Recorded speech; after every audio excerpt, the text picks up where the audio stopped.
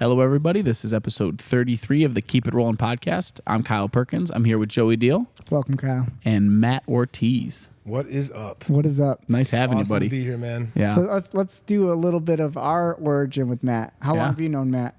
I mean, since I started Jiu-Jitsu. Yeah, definitely. Yeah. Crystal Lake. Yeah, 2009. That was when I started. So way back in the day. Dude, This is crazy, man. Just like reminiscing now with you guys. I remember, I want to say I remember when I was 15 years old. Like that was like the first time I interacted with you. And my memory is not great, so I don't remember the exact, but I remember being a young kid and Matt was just like this terrifying guy to roll with. Like everyone's kind of like scared, like, oh man, that's scary. And you know, what is that? Because I came in 2007. 18 years ago? 2007, I think. Okay. Late 2007. Yeah. I started about 2006. Yeah. Okay. When I was like 14, 15 years old. Yeah, and I started 2009. So right in run. And with what each year other. is it now? Yeah, 2024. How crazy is that? Remind me what year it is, man. It's 2020. It's wild, right? So I mean, am I the first guy from the old school on the podcast? I would say so. Who else? Yeah, I wouldn't say anyone from the old guard. Yeah, definitely. Yeah, you're the first one. Awesome. Yeah. And you got your black belt in 2016, right? Yep. So we got got after you. Yeah, we got it right at the same time, similar time. So you're definitely, we put a lot of time on the mat together. Oh yeah. You know, I mean, it's crazy when I think about it. And for you now as an older black belt, you're still putting in a bunch of time. You're one of the few guys, and that's not to talk bad about the other guys who we know. But more than most, you're still grinding away and training. I'm passionate, man. I mean, this sport's changed my life. Well, of a sport, but art, has changed my life. And, I just want to give back now. And just, it's awesome to be on the mats all the time, especially with you guys. And even the young guys coming up, like I want them to know who I am still. Yes. I want to stay connected to the, to the younger generation as much as possible. And it's cool. Like even today, Zacharias, he's, hey, Coach Ortiz, thanks. Like he's, awesome. How old is he? 18, 19? Yes. So it's gratifying, man, to still be able to train. Pretty intense, Yeah. So be able to push people. Yeah. I was wondering about that actually while we were changing. Zachariah, you were rolling with him, and he got a little push. Kid, right? He was a tall kid from the barracks. I kept calling him Big Man. Big Man. He's a big boy. Yeah, he's probably a good basketball player. He's a big dude. Yeah. I know his dad. His dad's a chiropractor in St. Charles. Okay. Yeah. But so he was wilting on you a little bit in some of the sequences, and just like we were saying with you've always been a bigger, intimidating type grappler. That's got to happen a lot when you're training with people. Right? How do you kind of deal with that? What are you saying? Like wilting? Like people? People like just wilt under the pressure of you being on them and kind of like almost quit the training session. So I think it's like for them, they need that. Okay. They need to feel at least the pressure, man. Because if you're always just training comfortably, you never feel heavy pressure. Like, how do you know what you're capable of? Right? It's another example of a glass ceiling. Mm-hmm. Yes. That they can't overcome. Yeah. So working through that pressure and figuring out how to overcome it or really slow your mind down, control your breathing, and focus on technique. Yeah. Right? Because if the guy is stronger than you, you're not going to match him strength for strength. Yep. And I remember that from the old guard. Feeling. I remember like back in the day, Jeff telling me with Nate Moore, like, don't go strength or athleticism with athleticism. Like, you got to use technique. Yep. Like, he was just more athletic at that time. And, so I kind of carried that through. Very cool. Yeah, because, that's definitely a recurring thing. We see this with a lot of people we put Matt with. We'll see it and we just see, and I try to then encourage them or push them. Like, come on, don't quit, get up, do it again, keep going. So I can always count on you to be that pushing force. Yeah, you got to have that guy in the gym. Oh, I love it. And it's funny how some people will do it too. Like I remember one day, like Zachariah's a little newer, a little younger, so like he kind of had no problem being like, I'm tired. I need to take a second. Right. But also too, when you're going with better people who don't like that, it'll be something like I got poked in the eye. You hit me in the balls. Right. And like the fake excuse of needing a second too is a funny thing too. That's the mind game. Yeah. That's that's when you really know you got them. Yeah. Right. And that's where when you're talking about when people need that. I think the advanced players, people who have been training for a long time, you get into a rut, not even a rut, but a comfortability. Yeah. Where like you train with the same people over and over. Oh, and you get into a groove where it's like you guys are pushing each other, but you're not pushing each other enough. You know the game, you know what to expect. How it's going to feel. And then you get this, you throw this animal in. Every once in a while, you go with a new guy who's tough. and like excuses just pop up. You're like, oh, my back's a little sore. Yep. Like you make these excuses for yourself. I'm speaking from experience. I know that feeling. Oh, me too, man. I remember driving to the gym, pulling into the gym, in Crystal Lake, and be like, you know whose car's there? Oh, he's here. It's gonna be a tough day. You knew what you were coming, but you walk through that door and you complete the practice, and you feel great, man. You grow every time you don't want to do something. Yeah. Right. Even for me today, like, Mario, Louis, all the bigger guys that are just, they put the pressure on me, man. And I need that too. Yeah. Yep. So I gotta find my guys who beat me up. Yep. You need it. Yeah. Well, I remember I've always said to people, like, I've never regretted training afterwards. And so if I could keep that mentality before when you don't want to go, if you could just tell yourself like, oh, I'm not going to regret it afterwards. Why don't I want to go now? Yeah. I've regretted not going. I've not went before and been like, I should have went. That was really lazy of me. But I've never went like, even when I've got like injured, I've been like, that was a good training session. Yeah. This is coming from 100%. A man. I'm sure we've talked about this on the podcast. This is coming from a man who actually got his toe ripped off that one poor night. baby, yeah. And he still went after his big toe got ripped off. Was still like, man, so glad I didn't miss that. That says a lot about your character. Yeah, man. I love it. That's the stuff that needs to be talked about, and people hear that. Like, legendary tales. Legendary tales. Man. Yep. Right. Yep. So, but I also remember being a white belt, and guys telling us like, train through injuries because it helps you develop a certain part of your body that you never used before. Yeah, the intelligent compensation that is required as an athlete. Right. When you hurt your wrist, when you hurt your elbow, how do you then continue to pursue this art? If every time you had an injury, and I have injuries right now that I hide and I can disguise, and how do I continue to pursue this art without being taken out of commission? Yeah. That's the only way that I can really say I'm hurt. If I'm really hurt, you won't see me. Right. I mean, I work through these things. And there's times, right? There's times. You have surgery on your knee, your shoulder. Yeah, there's time and place. But if we are learning the true like art of self-defense, it's like if someone's gonna jump you and you're gonna fall and slam your elbow on the ground, you don't get to go, I'm hurt. It's like you're gonna get hurt, and we want to learn to train through when my hand's not working a little bit because I rolled my wrist over, I rolled my ankle or something. You got to learn to adapt, and that's what training while you're hurt does as well. Pivot and move, man. Adapt. Yeah, I 100% agree with all that. Yeah. So how's your training been lately? Let's talk about. So today you trained with our young wrestler who you knew his dad. You said. So have you trained with him before? Yeah, he used to train at Fusion. Okay. For a little bit, and then he played college basketball and moved on. Oh, did he? I could have guessed that. Yeah, big boy. He's tall. So you've trained with him before. You got some good rounds in with Kyle. That was we got one of the rounds, and that was awesome. I wanted to talk about that because I was really impressed, Kyle, with like seeing you wrestle. I was trying. His best to keep, like, because I'm always looking at Kyle when it comes to wrestling, especially when he's going with someone bigger than him. And like, I want to just see what progress we're making because you put a lot of work in. Yeah. As of late, over the last couple months. I appreciate that. Yeah. Your stance was good. You're in the stance. You're forehead to forehead. Good. Your hands were posting, moving, level changing. So yeah, it was fun, man. Awesome. It's always a scrap. It's so good to see that for me. Like for me on the outside, seeing you have. It's not about like, oh, you took down Matt and you took like all these major successes. Yep. It's not a major success to me. Is like just seeing you have a good stance and good movement and feel comfortable. Yeah. Right. I can see the comfortability. It's really cool. Because that's the foundation, right? Then you can start setting up shots from there. And that's the thing. Yeah, I feel comfortable going for offense now because I'm not crossing my feet or getting, the guys clubbing my head, and it's just like time to shoot now. It's like, now I know when to do things, like 6 months ago, you felt like that, right? A little bit? A little bit. Yeah. I'm like you said, with you doing the modules, it takes a year for us to cycle through what we've done again. Yeah. But I've really just, for some reason, with stand-up being the thing I need to work on, I felt like I've been working on my stand-up almost for like a year straight. Yeah. So, this is the almost like, not even the end, it's just going to keep going, but it's really been. Yeah, and it's not going to end. Like you said. It's a long project. Keep going, man. It's just, with everything, right? Never stop, always ever evolving. But also, too, I think what I really took into my game recently over the past year is just making the stand-up part just part of the whole grappling thing. Yeah. I really you didn't have to before, no offense to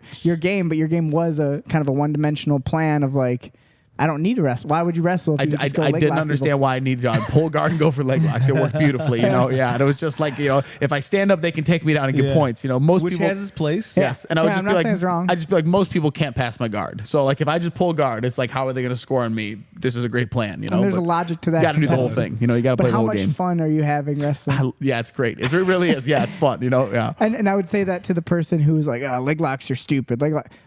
You're missing a part of the game that's actually pretty beautiful and fun. Like we had fun doing some leg lock. To watch Matt now go into like the leg lock game. Yep. Because you could easily be the grumpy old man, no offense. Right. But Right. old guard of jiu-jitsu. Right. Like, nah, leg locks are stupid. No, but we And got someone into an ca- exchange. Yeah, Oh, it was awesome. beautiful. It was beautiful. Yeah, it was good. And so to see your continued, like you said, we're still learning. I'm learning. You all can the never time. stop. You can Yeah. never stop, man. The game changes, and you only lose when you stop learning. Yeah.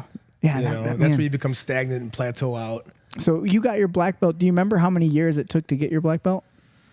Well, let's see. I started with 2016. You said 2007 I started you with started? Jeff Kim though in 2006, late 2000, 2006, somewhere So in about there. 10 years, right? Oh yeah, at least. 10 years. So That's think about the average for all of us. Yeah. Yeah. So you guys are a little quicker. No longer, I would Okay. say, because technically I started when I was 14, but Okay. I took a lot, I'd wrestle, take a little break. So I Yeah. didn't get my blue belt till 18, so 4 years as a white belt, Okay. and then purple belt, brown belt, went pretty quick after that. And then, so about 11 years. Yeah. But I felt like after 11 years, that's when I just started. When I got my black belt, I felt like I just started over. I mean, I think at the black belt level, you're just a master at the basics. Yeah. It know, really, that's where the game really just felt like I started starts. learning. You are in the 1%, but honestly, to get to the 1% of anything is not that impressive. Right. To get the 1% of the 1% Yeah. is then very impressive. Yeah, That's you when know? it starts getting Yeah. tough. Yeah. Yeah, so it's cool to think about I you can know, be better when now. everyone looks at a black belt Yep. and thinks like, "Wow, you did it! It's over." It's like as an end. Correct. And I mean, but that's just for you, the I'm sure you feel beginning. that way. Yeah. I That's feel just the beginning, man. man, if I could go back in time and face myself, or grapple with the 2016 fresh blue belt or fresh black belt, he knew nothing. Different human, compared yeah. to now. Right. And people ask me that all the time. Were you better back then or were you better now? And I always tell them I'm better now. Yeah. Without a Just doubt. because of my knowledge and my wisdom and, yeah. and the way I understand position now, especially holding someone down. I didn't have that connection. I built that connection over time. Yeah. Really cool. So for the kids that start when they're 10, Oh, man. right by the time they're 20, they're They going to just- have this connection mastered. Yeah. it's yeah. impressive. I'm sure you noticed that with your son, right? Yeah. Yeah. No, 100%, man. It's cool to They see got his raised on the development. mats. Yeah. Yeah. I remember them as little kids, Yeah, and now I man. look at Matt. And That's an animal. Yeah. Yeah. I remember him like a little skinny kid. Yeah. I used to grapple with him and beat him up, flip him 7 around. years old. And 7 years he would old. always jump up and play. And now he's just a savage. It's cool to see, man. I just love it. I mean, the mats have brought me so much pleasure and my family pleasure and happiness and memories, and it's cool, man. That's awesome. Well, let's. How did you find jiu-jitsu? How did I find jiu-jitsu? Were man? you a wrestler growing up? I wrestled in 8th grade, or junior high and high school. I got into a lot of trouble in high school, man. I was kind of a bad kid, so I was either ineligible. Okay. Okay. That was your- got in trouble for something. That so was your I sport kicked career was in off. trouble? Yeah, that was my sport career. Yeah. So, my dad wrestled in high school, so we grew up, him messing with me, and then it just made sense for me to wrestle in junior high and high school for the time that I did. And then, UFC comes out. This is what I got to And do. This is what it is. Hoist Gracie starts, and then I signed up at Hackney's gym for Oh yeah.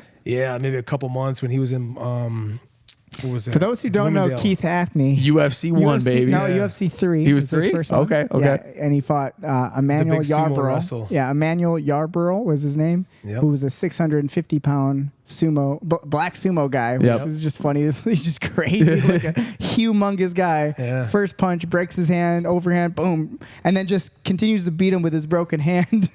Crazy fight. Savage. Yeah, Keith Hackney was a character. Rocco trained with Keith Hackney. So if you know really? Rocco, Yeah. he started with him. Really? Same with Bolo. Okay. Okay. Okay. Yeah, that's where they started with Keith Hackney's. Man, I remember Keith's hands, bro, huge. Yeah, Like savage. dude. mitts. And interesting guy. yeah. Yeah. He was a little eccentric, right? Yeah. He was out he had there. his claw. He Uh-huh. trained with these claw Yeah. grips and stuff. It's just funny that you brought up Keith Hackney. Yeah, that's where it started, man. And then I Were had you doing MMA then? That was the. It was more they kind draw? of tailored it to that in the beginning. It was kind of new. That was what was that, 99? Right? Wow. Were they calling it ground fighting? Yeah. It wasn't really jiu-jitsu It was yet, Keith right? Hackney's Combat Club. Yeah. So it was Okay. kind of a mix of everything. Yeah. And 2000, I had my son, so I kind of like took a break from that. You know, train here and there, but you know, starting to work, raise kids. I had my daughter in 2002. Still took a break, you know, still working, trying to support family. Yep. And then, you know, I found Jeff Kim's place in 2006, and then eventually migrated to Crystal Lake, Jeff Curran. Nice. Very cool. In 2007. Yeah, it's funny how, like, especially, you know, everyone, not everyone, but a lot of people, the UFC was like a catalyst. Huge. You know, like 2003, that's or 1993. How was else like would you have one. saw Jiu-Jitsu? You wouldn't. Yeah, I mean, you could. Yeah, You wouldn't have. There's no way to find it. I mean, what are you Yeah. going to go look up? You know, the Brazil right. matches. You You know, wouldn't the even know where to look. Mundials. Yeah, I mean, you You know, would yeah. never find it. Yeah. So it's amazing to me. It's such a cool thing that we are all kind of connected through this little, you know, street fight. Well, I mean, you know, this they're- cage fighting. It's Shout funny out to to think, Horace, like, man. Yeah. Hori and Gracie's plan Yeah, worked. Hori and- He was worked. like, I'm gonna put this show on and people are gonna love it. And it's like wow. Yeah. I mean, And what look where it is now. And it built yeah, jiu-jitsu. It is the biggest thing in the world. Yeah. You know. So that's cool, man. And it was MMA ever on your? I mean, you fought. Yeah, I remember. I fought for Jeff, So that's yeah. when I remember You were on that card yeah. in Lakemore. Yeah, we the fought banquet on the hall. same card, so- Yeah, which was cool. That's had what my I taste in the remember. It cage. was like the first time. You know, I really remember like talking to you was because of a fight. Yeah, it was me, you, Goldberg. Goldberg, yeah. Oh, I remember Scott Goldberg. Yeah. There was a bunch of us on there. But Maybe yeah. Chris Hartwig, maybe. I don't know, but there were a bunch no, of people. Chris wasn't. He didn't Wasn't come fighting yet. yet? He wasn't at the gym yet. Fighting later. Yeah. Yeah. But yeah, it There's was, a bunch you know, of names. I had to pick a road eventually because I obviously have 6 kids, right? So throughout this whole time, Six I'm still kids, having guys. kids. Okay. For those Right. who Building a clan. Yeah. Yeah. yeah, you got a whole army, man. 5 daughters, 1 boy. Man. And remember my brother? I mean, he was kind of like my 7th kid. Which I remember. Everybody thought he was my I son. always was confused by it. I was like, "This is your son, right?" Yeah. And you're like, "No, it's my brother." Yeah, which is 2 years older than my son. So he might. How's as well he be. doing? He's doing awesome, man. He's an electrician right now, and He's huge too. He got yeah, big, he right? got big. He was tiny. Yeah, forever. Like So I think he wrestled 106. So like your son and your brother were similar age, Yeah, right? 2 So years I apart. remember them always training together. Like I trained Yep. with them because they were Okay. young, Yeah. and I was little, so I would be rolling with them all the time. Yep. And then just like out of nowhere, they came back one day and just were monsters. Yeah, and popped up. You know, he kind of deviated from the mats a little bit. You know, pursuing other stuff. He's playing guitar now. It's not for everybody. That's you cool. Know, you know? it's not. We actually got him back because we always roll Thanksgiving morning. It'll always be there. It'll You know, come so back. we actually got him to come out to the mats this past Thanksgiving, Nice. which was Nice. cool. You know. Yeah. Got his little itch He back. came in with his guitar. I'll play music in the corner. You guys roll. Yeah. No, he's so a good guy. hopefully man. he finds his way back sometime. But you know, the mats never leave. We Never leave. leaves, So man. Yep. it's just when we come back to him. Yeah, I love that. Yeah, I think that's important for anyone who's taking a hiatus or Yeah, a break.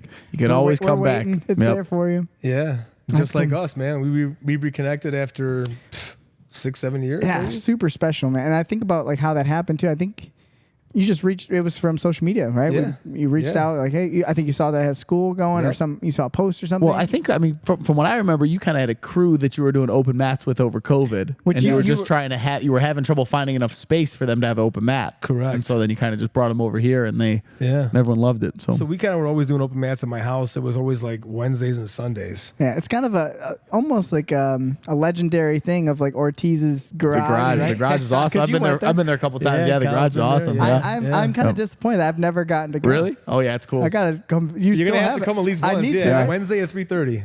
So no matter what. So that's Wednesday like at 3:30 is still Wednesday the at staple. 3:30. I could do that. I mean, there was I just times, got it because I've never done it. Yeah, you'll like it. It's You've cool. done it, right? Yeah. Yeah, there was times where there's just too many people now, so we had to like find another You got people location, standing on the side. Yeah. Right, so Fusion was open during COVID, so we kind of went there, you know, and now everybody's doing Sunday open mats. So what was the deal with so it was during COVID when no one else was training. You guys, did you buy mats at that time? No, Or did you always have them? Man, everywhere I've lived, I've always had mats. So a when I good life. moved from West Smart man. Dundee Good life. to St. Charles, I matted out the upstairs of the garage. Like That's awesome. It's it really was always cool. gonna Yeah, it's a nice happen. little I've space. seen the yeah. videos. Yeah. You know, I see people training. It looks slick. Yeah. So you know, was it almost like building students, or was it all people you knew who already trained? People I knew, and then someone knows a guy who wants to bring with, you know. So like, I mean, that's like the origin story with Giuseppe. You know, we met Yeah. at Fusion. We started training together all the time. He's like, "Oh, I got a buddy Mario. You know, I'm gonna bring him over." And that was his first day. Was Thanksgiving. Oh yeah. Yeah, Thanksgiving That's morning. awesome. You know, and then that was 2016. I just showed you the picture too. Yep. Mario was That's like when you guys 230. started rolling together? Yeah, that was his first day grappling, man. Well, I remember it yeah? just being like Vince telling me about everyone there, and it being like just like the legend after him being like, you got to roll with this guy Giuseppe. He's really really tough. And then he'd be like, he told me originally that Mario was Giuseppe's brother, and he'd be like, Okay. but his brother Mario, you do not want to run into that guy. And then like a month later, he was like, but Mario's got a brother Louis. You do not handle that guy. You know, that guy's an animal. So, you know. so you're telling me his first time rolling was at your like house? 2016. In 2016. Yeah, How Thanksgiving crazy. morning. Tomorrow we're going to his school. We're doing the grand reopening at the barracks. Yep. And he's getting his black belt. I know. I can't wait to be there, man. You're gonna come? Yeah. Awesome. Fuck yeah. Man. Yeah, super special. I mean, you know, just maybe talk about that for a second, because as a dad, you get to see all these amazing moments with your children of your kids' first, you know, their first steps. And I'm not trying to make the equivalent that your kids' steps is the same, but like, but I get these little feelings. I know it can't relate, but it makes me think of it. It's like when I see someone brand new, like their first day rolling, when I get to roll with someone for the first time, and then I see them, you know, a couple of years later, and I see how good they've gotten. Like there is that, not like a pride as in like I did this, because they did the work, but I feel so like it's a very interesting, rewarding feeling to know that I'm involved in that process of a huge growth. Oh yeah, man, it's gratifying, especially those guys. You know, and you've gotten to do that. You know, as long as you've been training, so many people are influenced by Matt. Yeah. You know, by you. Yeah, I know I know you know this. People will say, "Oh man, like you know, like Paxton." They're just like. There's so many people I can think of who reach out to me whenever they see a post from you and they're like, man, Ortiz, he's awesome. He's so good. You know, it's gratifying, man. I mean, I love it. You know. Yeah. I can tell it's a part of your life. I've always built bridges. I don't burn them. Yeah. And I'm always here to help and, you know, grow people up, because the better they get, the better we get. Yes. That's always been the motto, man. Yeah. And I like what you said there. There's just no reason to burn bridges with people either. Yeah, you know? no. Even if someone does something where like the relationship is not good or they're doing something stupid, it's like, you know, you leave the bridge open if they want to reconnect and make their life better. You know, I keep the doors open for sure. Absolutely. Yeah. I love that. I mean, it's wild to think about you know, if you're his first time rolling, you know, Mario, to now, you know, you can relate that. How did he feel now then compared to now? Oh, it's night and day, man. Yeah. I mean, he's a gifted athlete. No matter what, right? Being a college wrestler, and I just remember, and just like every wrestler coming in, he hated the guard. Yes. He's like, man, I can't pass this guard, you know, but as soon as he gets to his top position or side control, or you think you're going to score on him, I mean, he can hold position very well. He's flexible, Gumby. He can scramble like nobody's business. You just can't score on that guy. He just has he has stuff you can't teach about him.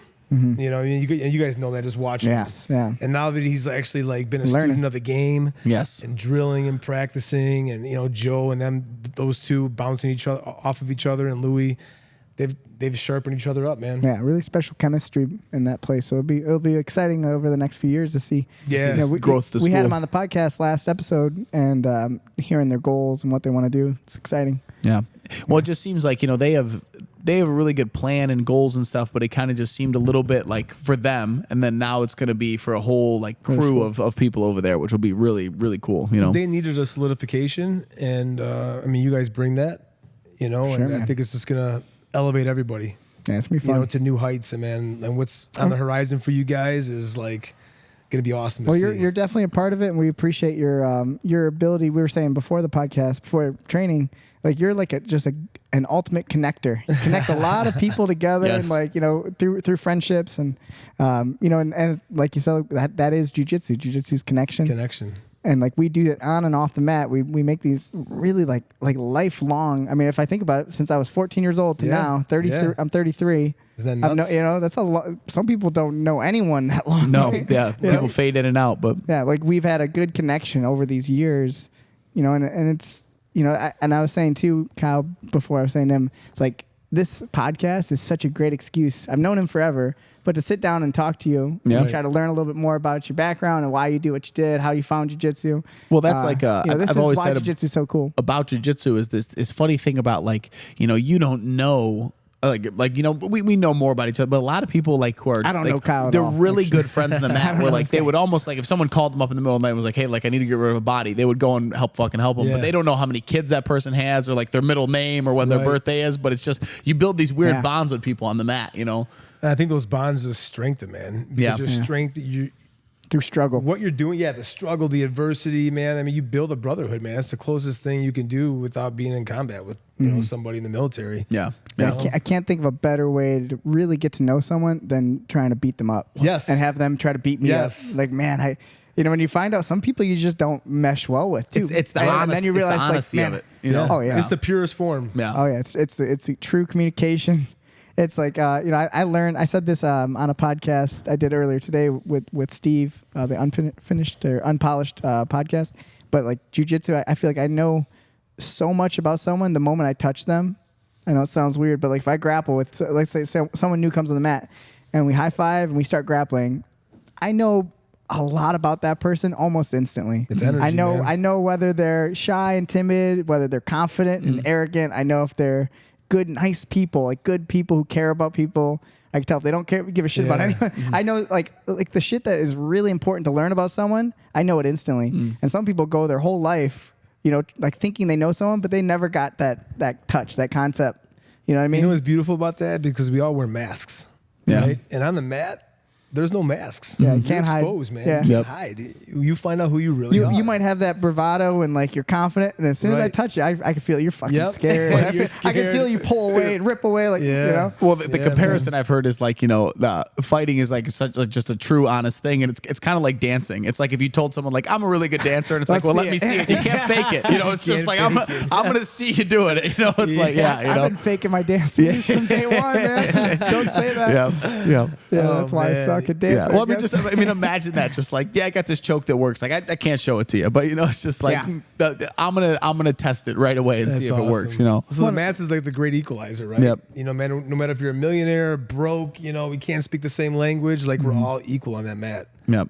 You know? That's what you're going to put into it. And I don't care if you're the most unathletic person. If you stick with it, you might not ever be Mario Gonzalez. You might never be that type of athlete, but you don't need to be in order to be successful in jiu-jitsu. And that's a it's an opinion of what success is. I have an opinion of what success is. Sticking on the mat is success. If you can go through this and not quit, you don't have to go tap everyone out every time you roll.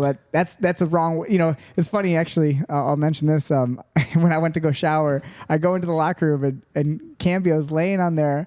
And I'm like, oh, you hurt? He must be hurt. He's like laying there. I was like, what's wrong? You hurt your back or something? It's like, no, just my ego. I was like, He's great, dude. Yeah. He's so hard on himself. Yes. So he went with Ian, and Ian, Ian's tough. Good. Ian's tough, and Cambio, you're a white belt. You're newer.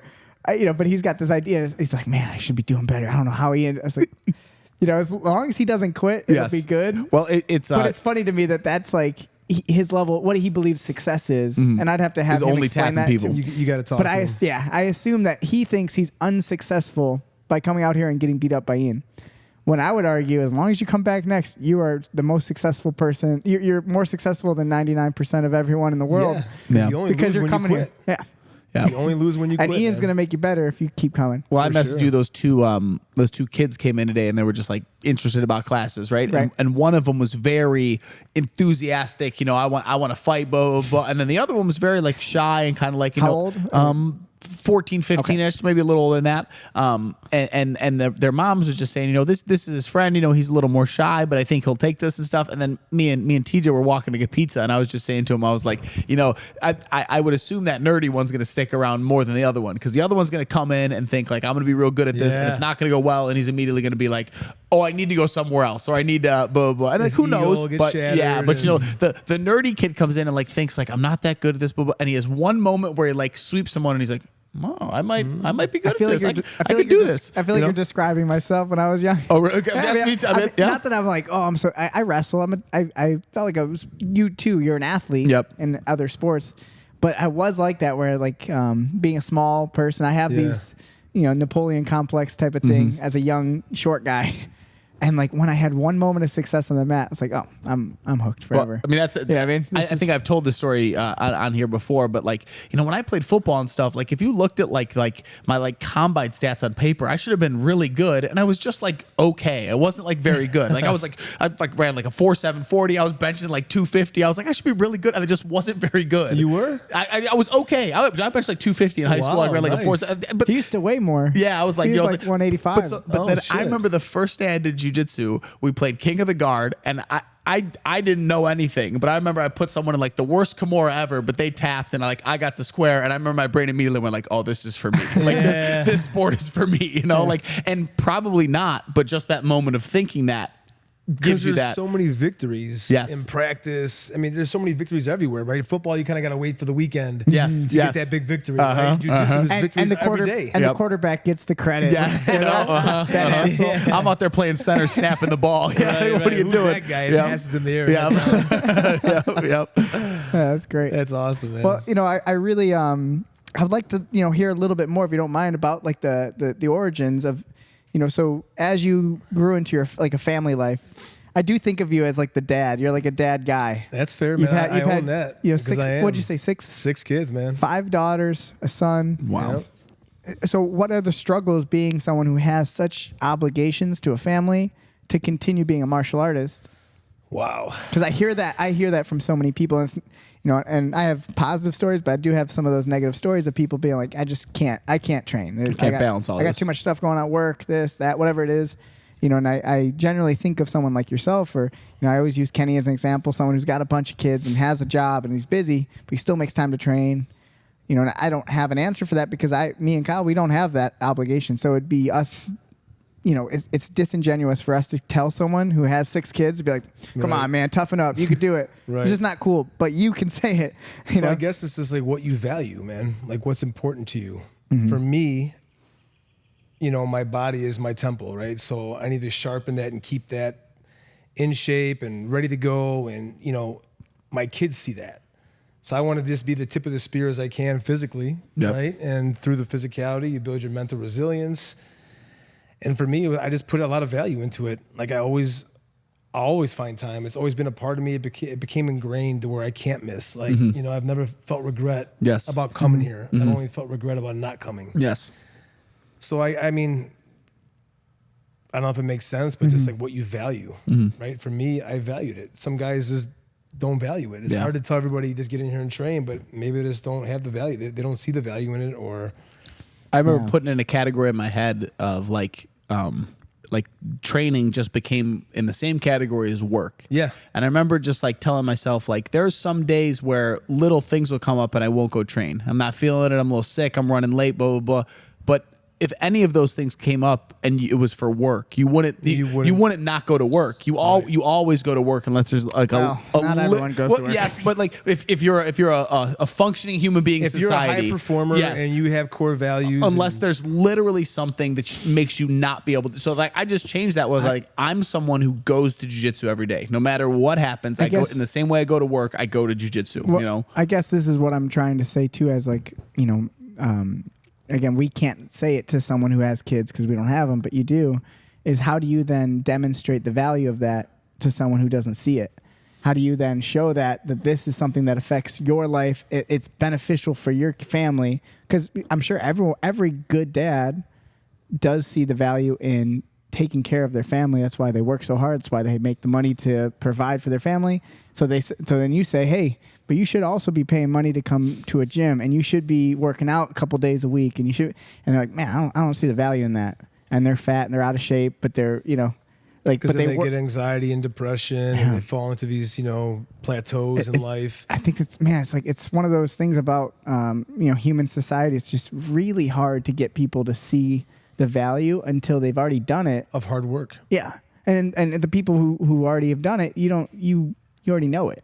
And I guess, you know, for the guy who's got 6 kids, who maybe it's not jiu-jitsu, man. Maybe it's just going to the gym and lifting weights, or swimming, or hiking, or rucksacking, or, you know, pick something hard to do. You have to have something. It doesn't have to be jiu-jitsu. You know, we all love jiu-jitsu, right? For us, it's grappling, right? But it could be anything. You have to do something hard, and you have to keep your body moving. You have to show that leadership to your family, especially if you have kids.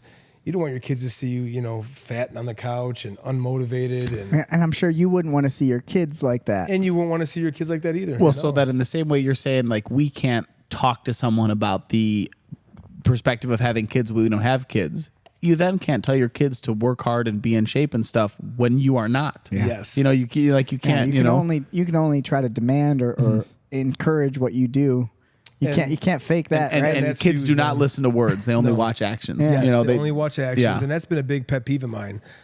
There's nothing I won't tell my kids to do that I won't do myself. Right? They see me in the cold plunge; they're all going in there. Right? Yeah, and I love Kyle hates cold plunge. I don't want to talk about the cold plunge. Kyle instantly smiled. We're gonna delete this part. I made Kyle do it a few times. Yep. Fucking hates it. I'll do it. I do it, but I don't. It never. All right, we're doing one right after this. I've done it every day for a year now. Oh, and man. It never gets easy. The walk down to the garage never sucks. gets easy. That's what I like The walk about down it. to the garage sucks every time. But Kyle, we're you getting still back do into it. Well, isn't it the same? You know what? Honestly, the only reason why we stopped doing it is the difficulty for me to do it. Do you have like a cold plunge? Yeah, I got Do you the have plunge do you have the tub, plunge so it's tub? like water God, man. circulating, That's all right. digital. We were second like temp. filling. We were doing freezing water bottles and like It was like- throwing them in it there. Was like It was a bad. 3-hour endeavor for us to do it and then try to drink. It was a mess. So. And then the whole time I'm sitting there going like, I don't want to freaking do this. I don't want to freaking do this. Yeah. But It's a you lot know easier what when made you it have a nice more tub. fun is we had a group of people. It's like like we would keep it fun. I know Kyle by yourself. Would you have done it? Oh no! I would have not gotten there down. for 5 seconds. It got right out. And like, I didn't want to do it, but I knew if I kept it like light and fun, we had little TJ jump, like TJ jump in there. Yeah. We made it fun, and like as a group, it was So again, circling it back, it's like those whether it's jiu-jitsu, whether it's hiking, the difficult thing that you're doing, you need the team and the community to do it. Yes. And it jiu-jitsu starts just with the head of the builds with house. that. Yeah. If you're the dad, you have to choose something hard to do, man. You have to lead by example. It's like you can't drink a 6-pack at night and tell your kid not to drink. Like how does that happen? Yeah. Right? Yeah, that's exactly You it. have to be moving. You have to lead by example. You got to do it shoulder to shoulder. Yeah. You got to take pride in it, right? You got to take pride in being a good person. Right. Yeah. Right. Yeah. So and with your kids, let's talk more about your kids. So you said your daughter now she's hardcore into Thai boxing. Yeah, huh? she loves Muay Thai. She's been competing. Yeah, she's already had like 2 showcase fights with Maximus Promotions. Which Maximus is an awesome show. Yep. For anyone who Did knows what we're grappling. talking about, we had two grapplers on the last card. Yeah. And we saw each other there. Yeah, and, we did. Really great promotion. Did she compete on that one? No. Well, they had an NMTA before that, like a Okay. showcase for the kids, but they couldn't find her an opponent. Oh, nice. Her hand was up, ready to go, but That's awesome. yeah, How old is she? 14. She's 14. She's been doing Thai boxing since She was 4. Man, Scary. Yeah. That's Scary. scary. Yeah, that's awesome. She can kick hard, man. I mean, it's if anybody's felt her kicks. So they go headgear and body, So they have A body shield? chest protector, shin guards, gloves, and headgear. and then when do they start? These are taking called that like stuff these off? are like 18? Okay. these Okay. are not even amateur. This is like the scrimmages. Yeah. Right. Yeah, so it's called a youth showcase. Yeah. So they'll just pick up like the top talent around multiple different states. Like her last opponent was from Missouri, Cool. so drove up and Wow. got Because in there's there. just not there. In the same way, like back in the day when we wanted to compete in jiu-jitsu, it was like you had Naga and you had to wait Right. till Naga. There's just not a lot of Muay Thai for her to do, right? So you got to there is, find and you it. got to travel. You got to Yeah. travel for Yeah. it. So there's like something in Kentucky coming up, and I think July we're gonna head out there. There's also like the TBAs in Iowa. So you're full support of it, huh? You loving Yeah, it? man. She's actually brought me back to Muay Thai. And, Nice. so I'm doing class with her now. Very cool. 3, sometimes maybe 4 days a week. How do you feel doing striking nowadays? I love it, man. It's invigorating because it's like something new again. Yeah. I have abandoned it for like 10 years. back since you were Because- fighting, right? When yeah. was the last time you went, and kick pads, and I'm sure after when you were like, I'm not fighting. Yeah. It's like- rare that you just go hit pads. Right. I'm making Kyle do it again just for fun. Well, it was so funny. Like I had fun the one day hitting pads, but then we did like a sparring day where we were just like doing And like then you time really sparring. liked it. I had so much fun. Yeah, it was like really good it's so time. fun. Yeah. Like now I'm sparring again. Yeah. With the guys on Saturdays. I know that I will always do that. I've never, when I haven't. You've fought, never abandoned it, like never. the pads?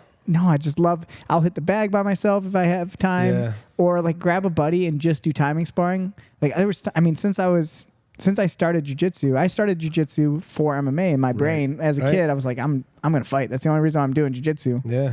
So like since I can remember, I would always me and Tim in his basement punching each other with shitty Everlast gloves and like my jeans on, just like sparring. Yeah. Like I've always done, and I will never. I can't wait till I'm an old man. I'm like, if I have a kid or just to play fight. Yeah, it's That's so much just so fun. much man. Well, I mean, I could tell a lot. Like, the traffic's been bad really here. So Joey was kind of like hustling in the other day for the striking class. So like, the guys are jumping rope, but they get to their round of shadow boxing, and Joey comes out with like only like half of the round of shadow boxing left. So I'm just kind of expecting you to like bounce around and then run class, and you just like you go over, you look in the mirror, you get in your stance, and like you just kind of practice like one movement like over and over again for a minute. Like you could just tell like really into it. Taking pride in what you do. Like we said, I really do enjoy it. It's not if you gave me a choice between grappling and striking, and grappling wins every single time for myself, for my joy of what I enjoy doing. Good news, that's not a thing. Choice I have to make, yeah. There's more time in the world. Like for anyone who's got multiple passions, like, And that was for me too. Like I had to pick a road. Yeah. I had so much going on back then, even when we were fighting in Lakemore. Like, man, I think at the time I had 4 kids.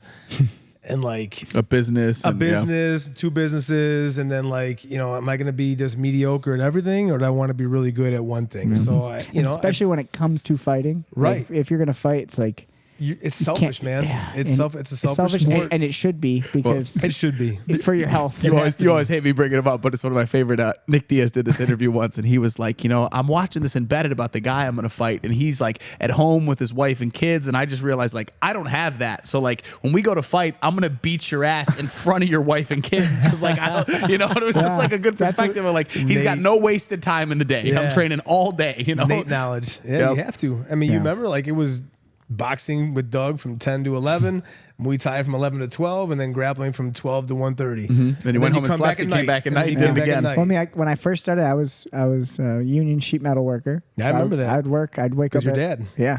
I'd wake up at like 4:30, drive an hour, work, get off at like 2, drive home, get home at like 3:30, try to eat, go in at 5 to teach kids, train at 6, train at 7, get home at 8:30, go to bed, do it rinse again. And repeat. And that was rinse and repeat. Yep. And then as I won some MMA fights, now I'm like, oh, okay, I'm done with it. I'm all in. I'm going to do this. And you had that's to be. the youth in my head. You had to be. No matter what, this is what I'm going to do.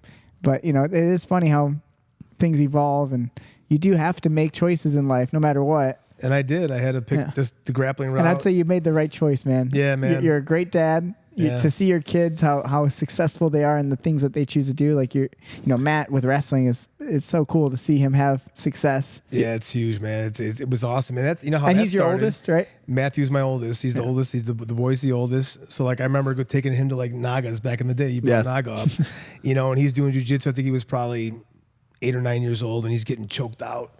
And he wouldn't tap, little stubborn kid. And so he had. He'd go conscious? He always had. No, he didn't go. Okay, good. I'm screaming at him. That would be hard. That'd be hard as a dad to watch your kid be going out all the time. But yeah, he didn't want to. He was tough from a young boy.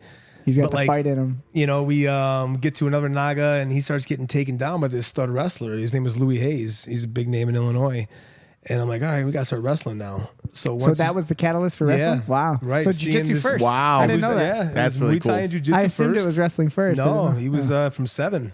Wow, so that's 10 years actually old, really he cool started to hear. wrestling. And all because of this kid, Louis Hayes, man. No way. Yeah. That's awesome. Where's Louis now? And look at him. He wrestled at Virginia Tech, and he graduated. Okay. Did they ever match up in college? No. Ever in high school? Or was it only in like when they were young? No, he was a lighter kid, man. He was like 106 his whole career, maybe 113 max. Yeah, but it was funny because once you start wrestling, dude, it's a full year. Like you don't have time for anything else. Yeah, it's and I would bring him back to the mats here and there in his off season. I remember. And stuff like that. I remember seeing him jump in. Yeah, you had him do a grappling industries like a year or two ago. Yeah. I remember just looking over and going like, that kid's mauling. Oh, that's Ortiz's son. He's fucking mauling somebody over there. And he was still whenever in he can, he'll come here and come train. I welcome him. Anytime he ever wants to come in, and he train. still loves it. It's ingrained in him now too, as part of his life. And there'll be a day, as he gets older, and whether he's done wrestling completely as he gets older, but the mat will still be there, like you said. It's always there. We leave, we come back. But jiu-jitsu in particular, he might never compete in wrestling again when he gets older. But if he has that competitive drive and he wants to, man. Oh, and he does. Yep. Yeah, He'll be competing in jiu-jitsu again. It'll be cool. Yeah, I'm proud of him, man. He's set a lot of goals for himself. Obviously with the COVID year. I mean, he won a state championship in 2018. Yeah, 2018. Got himself a scholarship to Indiana University. transferred to McKendree, so he's been there for 2 years, graduated, right? Yeah. And now because of the COVID year, he has 1 more year to compete. So he gets, the school's paying for his master's program. Good for him, dude. And he can go out there and try to win an NCAA title, man. Yeah. Really cool. So, Living the dream. he used the sport didn't use him. Yeah. That's awesome. Very So cool. it was cool. Yeah, so all your kids, you got it. I think you made the right choices instead of being an idiot fighting more. Having a little army. Kids did well, yeah. Yeah, I had to, man. It was Well, especially the time that you said you already had the kids and then you were fighting. So like if Right. if you would have kept fighting, then you would just have like who knows what kind of humans you would have put into the world. And like you said, it's just a selfish sport. So like the wife's pregnant at home. I mean, where are you? Oh, I'm training. Right. I mean, I remember, man, she never lets me live this one down. She just had a kid, and she was cooking some food, and I'm like, can I go train? And she had just had the kid 3 days ago prior. I think maybe that's like I caught so much shit for that.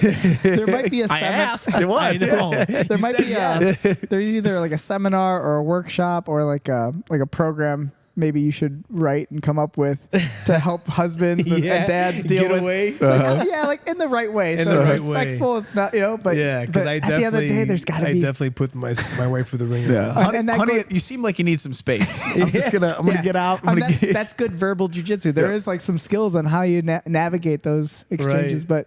but I think it says more about the amazing women that we choose to have in our life.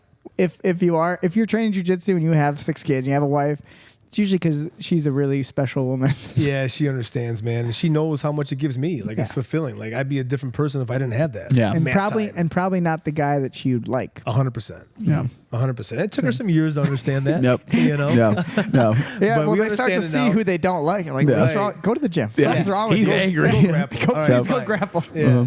Yeah. Now she knows it's like, Sunday I know you won't be here because it's open mat. It's like there's certain get your things work that you in. don't miss. Yep. Wednesday at 3:30, Sunday open mat. So And it's amazing, man. The fact that you've kept your skills up, you kept your body up. I do look at people like yourself. And how old are you? me, 47, man. 47. Wow. So think about that. Yeah.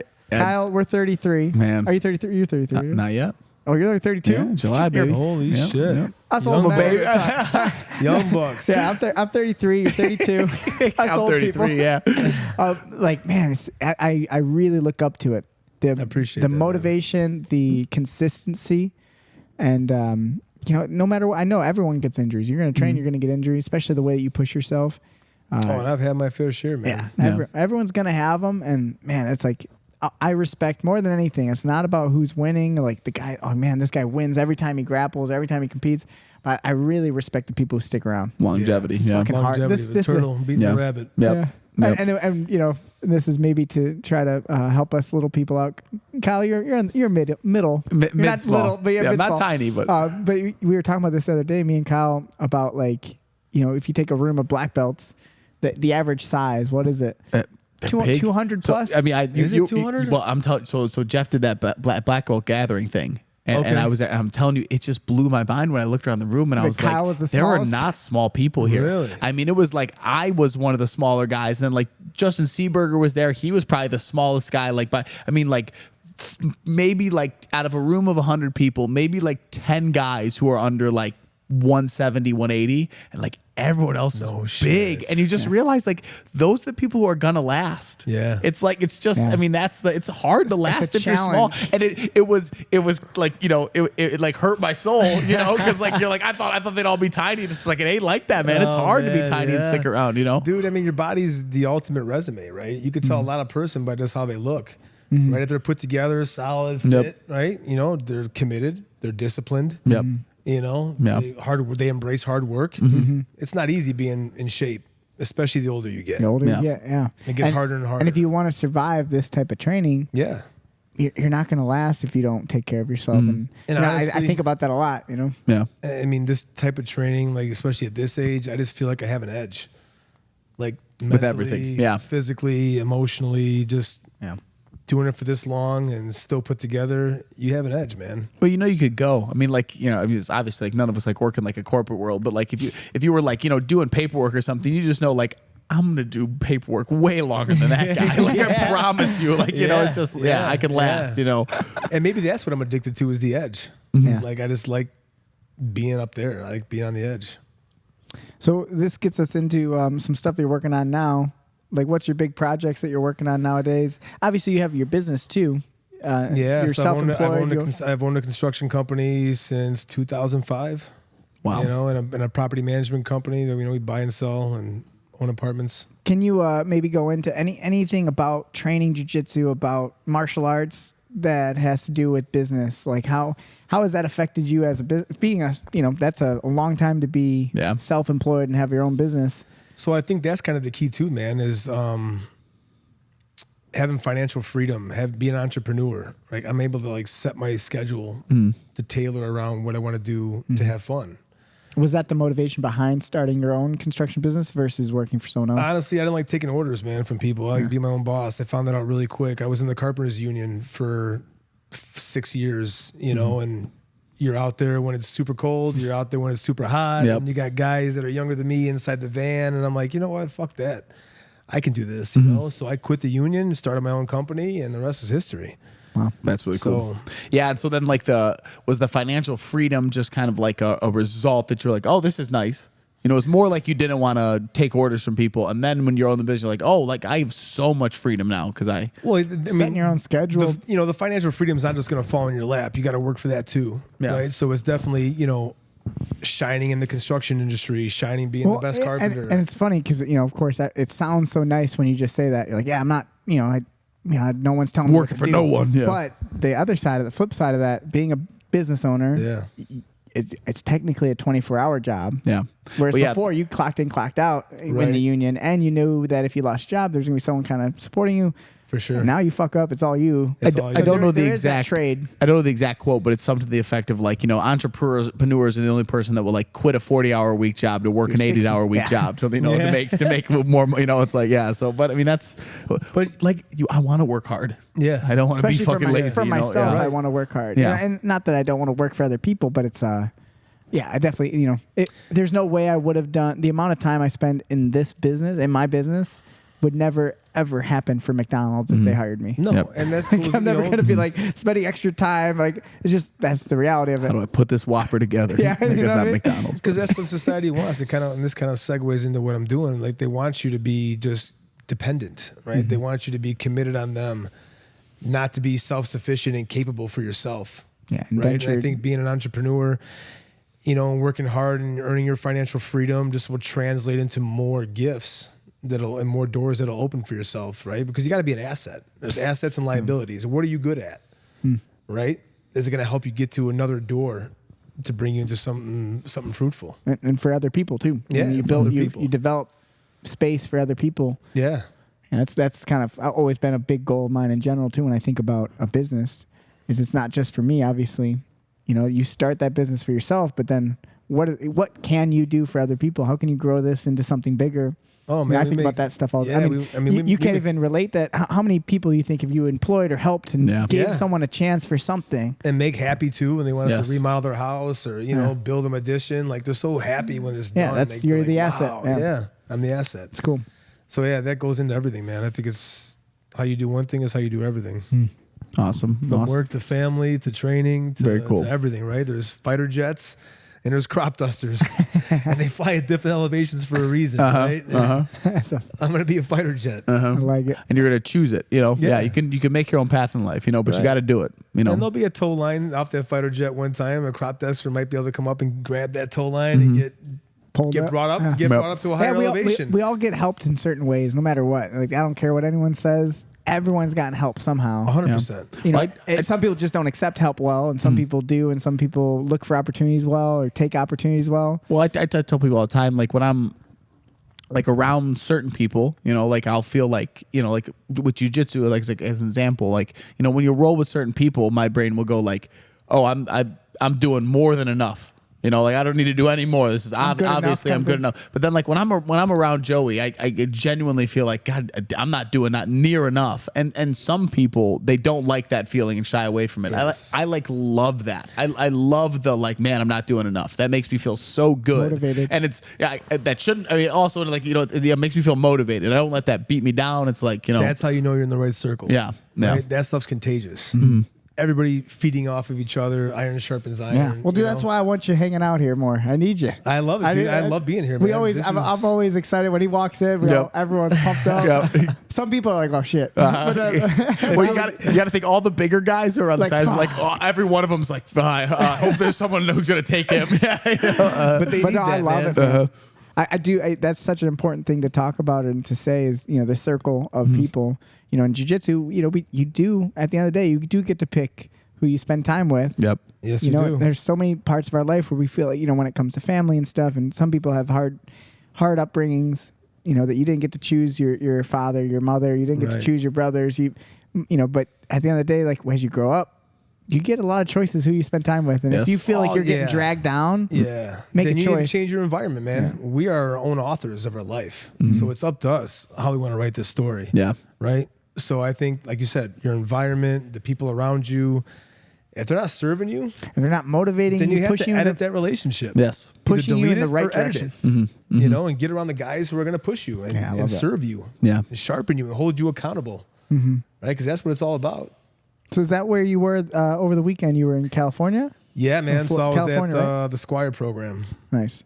And I got into that and that whole ecosystem because I did what's called the MDK project, which is like another modern day nights. Modern day night, man. So it's like a men's experience is 75 hours long, where you go through. I mean, they break you down physically, mentally, emotionally. How'd you find that? Was that someone tell you about it, or? So the guy who started is Bedros Keuilian.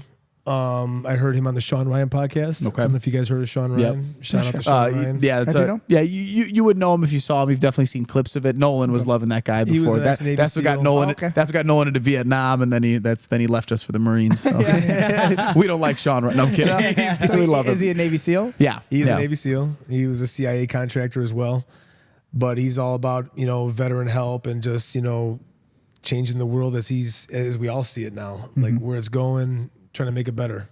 Nice. So Bedros was on Sean Ryan podcast. I heard him on there, and he talked about the Squire Program first, which is like, I've always had a passion for history, and I've loved the medieval ages. So I heard Squire Program, I was taken in by it. It's a father and a son experience. To build that bond of a lifetime, and like to have these fathers give their son a rite of passage to manhood. Okay. Right. And that would be like a knight and their squire. Yeah, because the squire is a knight's apprentice. Yeah. The knight's guiding him and tutoring him. And they go through a mentoring training him. process to become a knight. Right. So that's like the whole precursor, right? The Squire Program. And I'm listening to this, and I'm like, man, I want to do that, because I've always kind of been mentoring, because I have 6 kids, right? My son's 24. So I've been. It's what a good dad does, hopefully, like all their friends, and I'm talking to them, I'm trying to guide them, I'm trying to make them, have purpose over pleasure and, passion and all this stuff. So I've kind of always been doing it, but didn't know I was doing it. Okay. So I'm like, man, this is awesome, man. I would love to start one in Illinois. And then he started talking about the MDK project and what that was and his whole trauma and experience.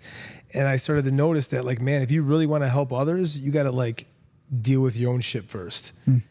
So there was a lot of stuff I had to deal with that I never dealt with from childhood, that that's why I wanted to go to the project, man. I wanted to get broke down physically, mentally, and emotionally, and just rebuild myself, man. And I opened up, was vulnerable, killed the demons, man, and here's a new 2.0 version of myself. I'm ready to lead young men. Okay, that's awesome. That's really cool. Yeah. So 75 hours, you said? 75 hours straight. I mean, we probably slept 4. I mean, you're fucking wet.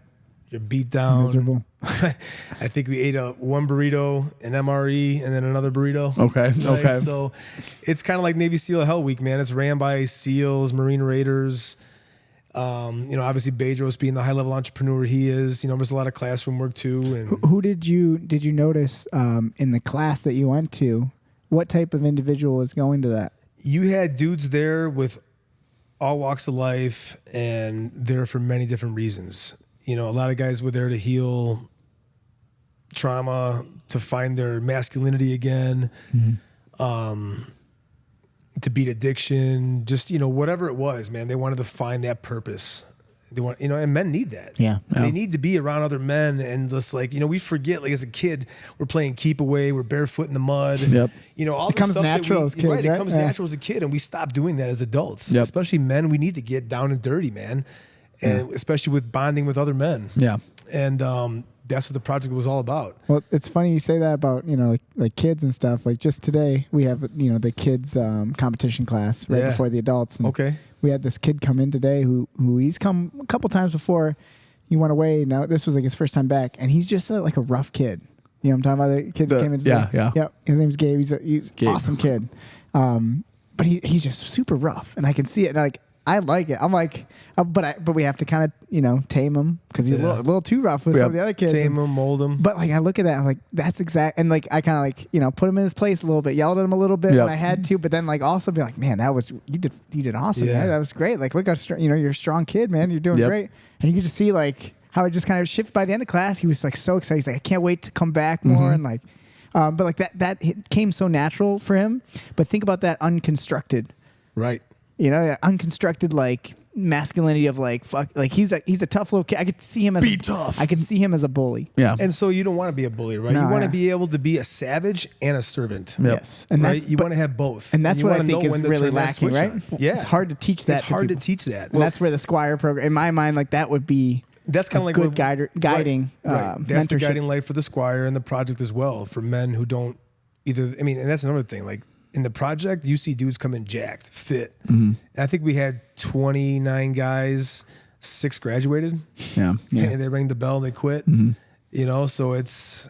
And this is all the masks we wear, they get broken down. Yeah, I like when you talk about the mask. I mean, because I'm sure you saw that. Yeah. We all wear them. I didn't know, me personally, I've always had a mask on because what happened to me as a young boy, like I always carried shame, rage, and confusion.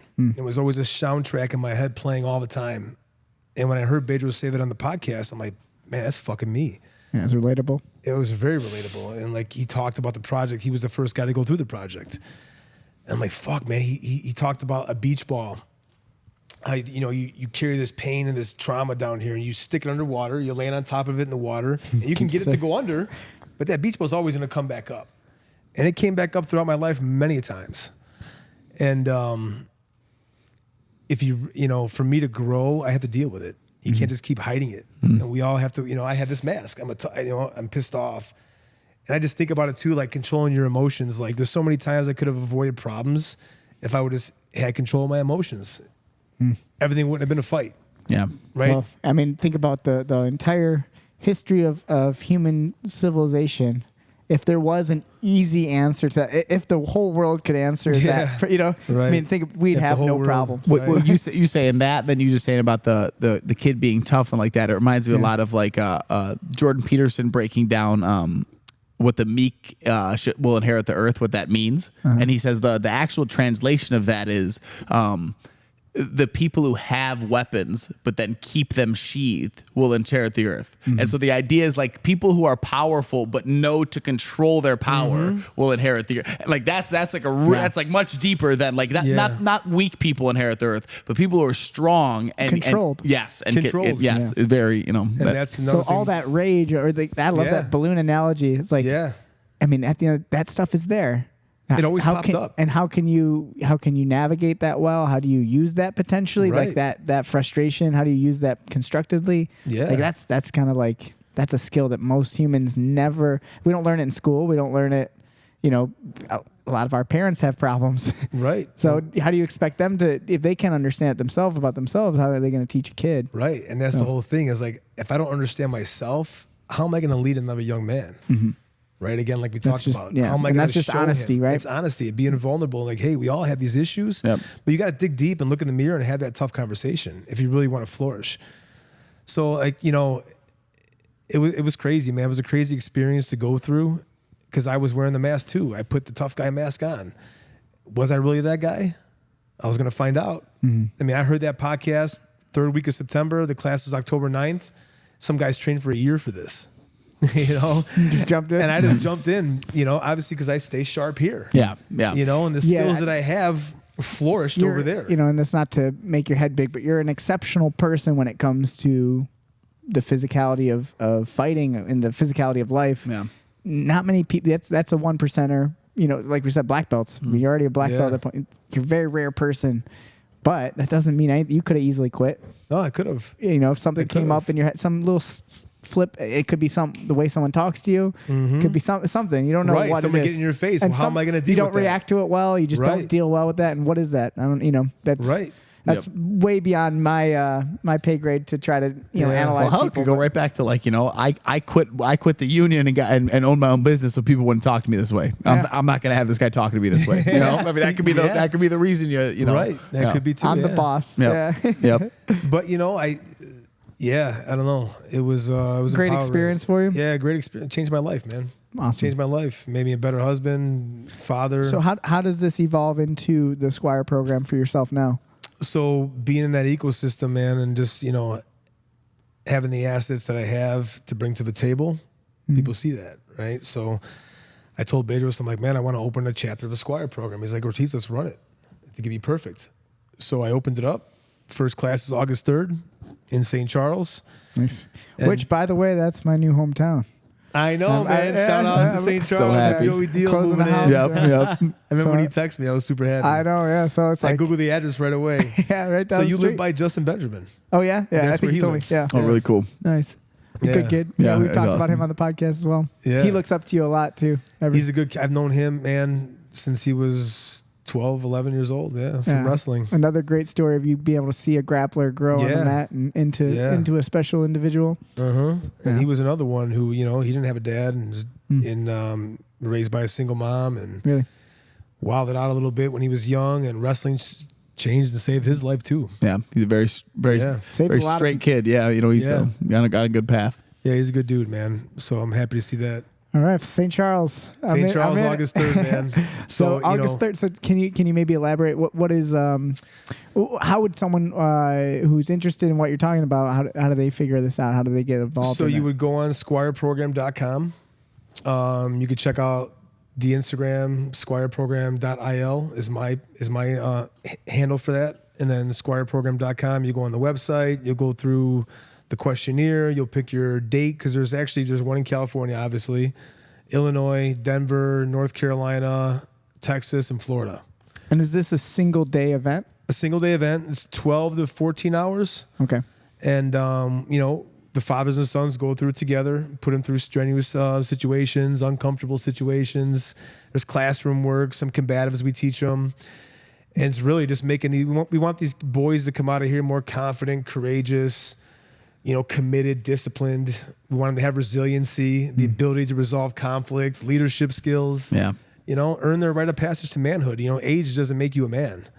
And so if they can figure this stuff out now, the stuff that I figured out when I was 46 years old, right? The world will change, man. Big head start. Yeah.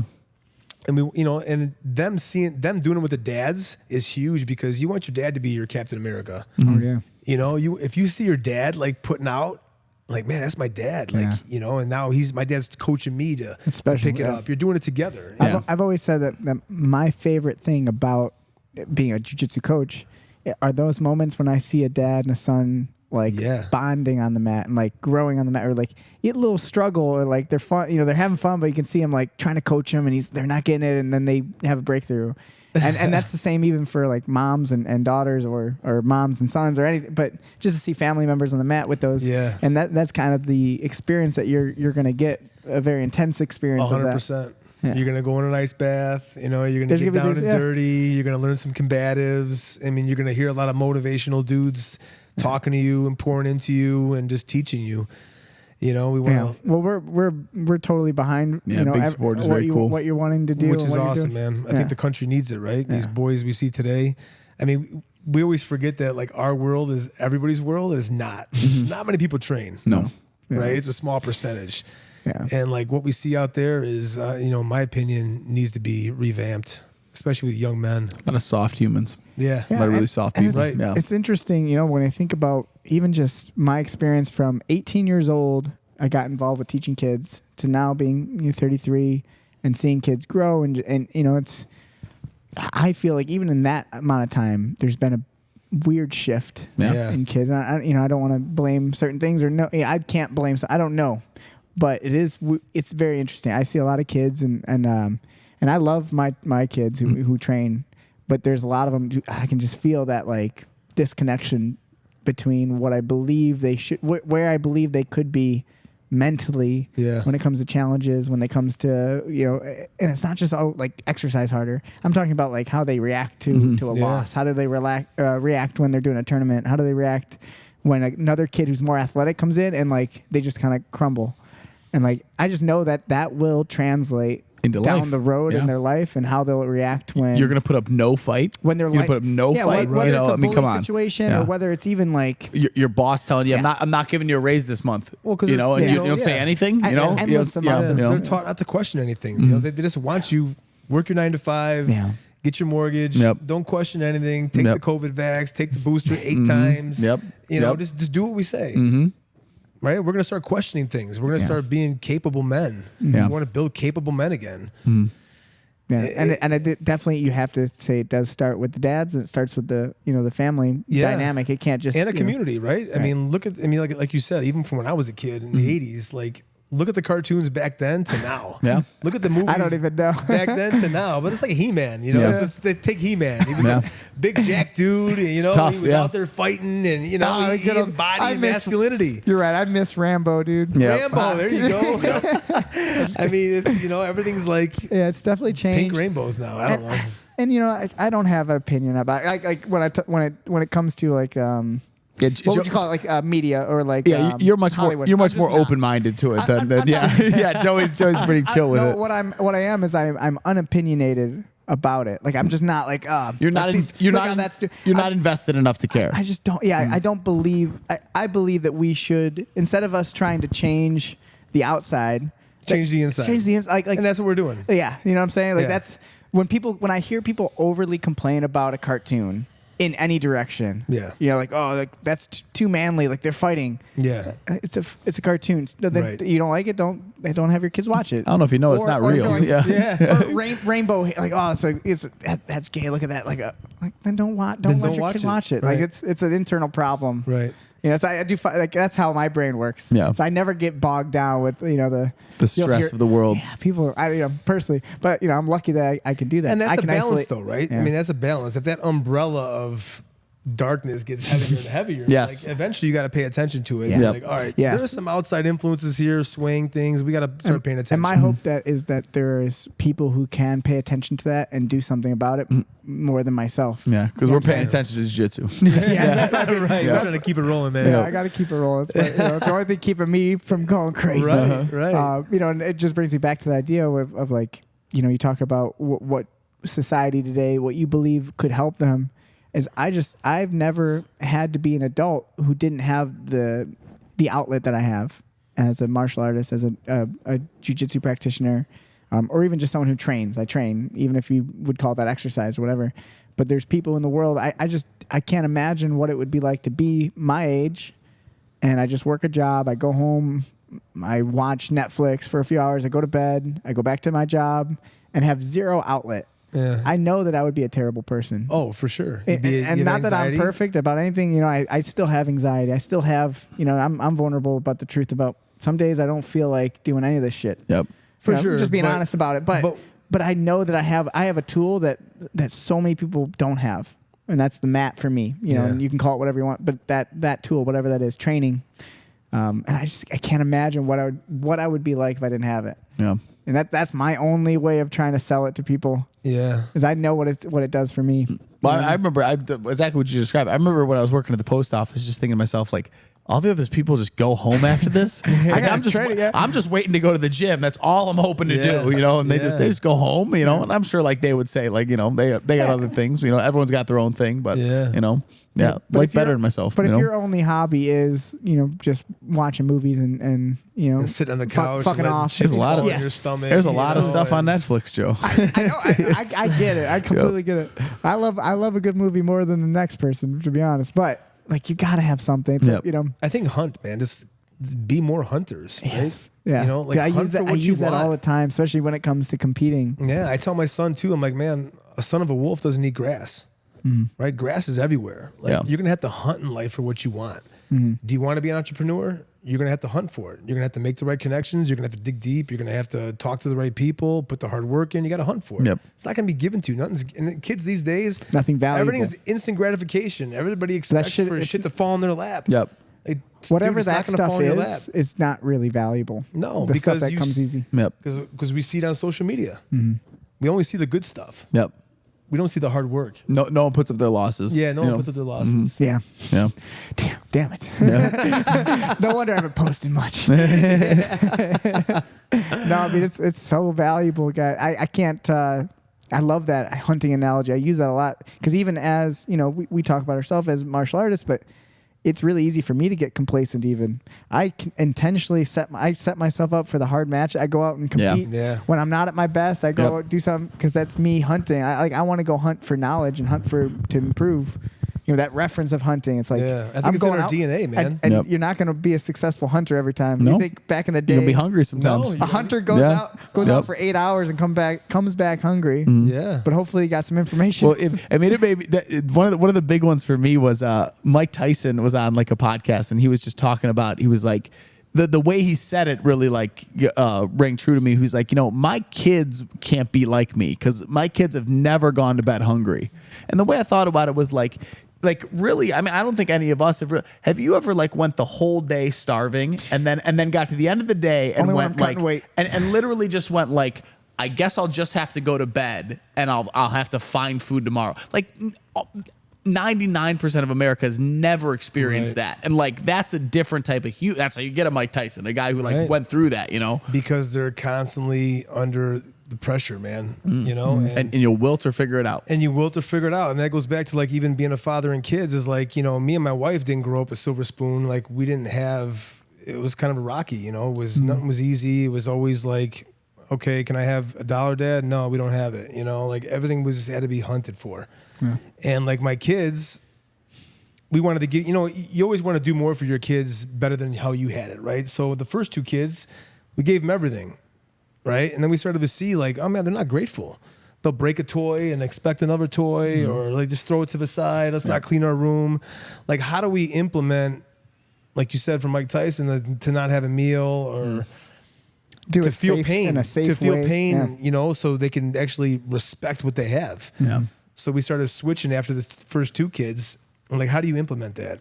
How do you can't say you're broke. Right? You can't hide the cars we have. That's what my mom did. Can't hide the house that we have. Yep. They know, okay, mom and dad aren't my broke. whole life I was just convinced we got no money, Joe. My entire life, and there was a time we didn't have a lot of money at a certain point. But then at a time I found out that my dad was doing well. We're killing it. And my mom still made me believe like, oh, we're just poor. Yeah. That's why I can't, get something. No, you love hot dogs, Joe. Keep eating them. Yeah. No, it's funny. Yeah, so we had to find other ways to make these kids feel pain and understand appreciation and gratitude. Do you have any advice to parents who are looking at that as, or maybe relating to what you're saying? Yeah, you hit them. Yeah, for one, we had no problem smacking the kids. That's for sure. There's no disrespect coming out of their mouth, but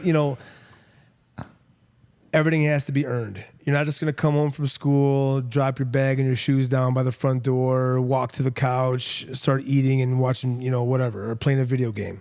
No, if you want to be on the video game for 20 minutes, you got to read for 20 minutes, right? Whether you play a sport or not, you're doing some kind of workout. Mm-hmm. So I even remember my daughter, the Thai boxer,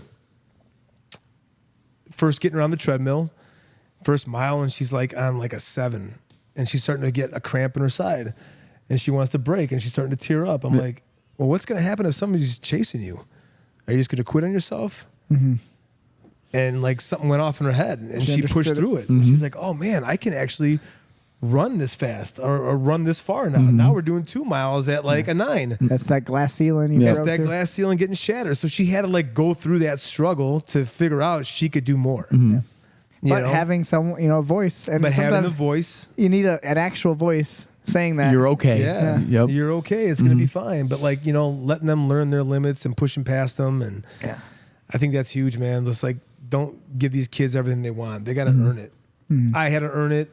If we're spreading mulch throughout the whole house on a Sunday, the whole family's doing it. Yeah. Like we're all doing it. This is all of our house. This isn't just mom and dad's house. I like we that. to pick up after you and do everything. If you see something, go get it.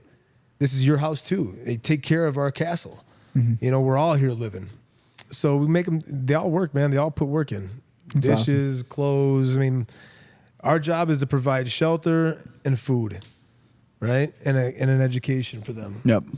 And we'll steer the boat, but they got to fucking row it. Yeah. They have a responsibility back. They got a responsibility to row that boat, man. And we'll always hold them accountable. They're not going to stop rowing. Yeah. You know, that's awesome. That's really cool. Keep pushing them.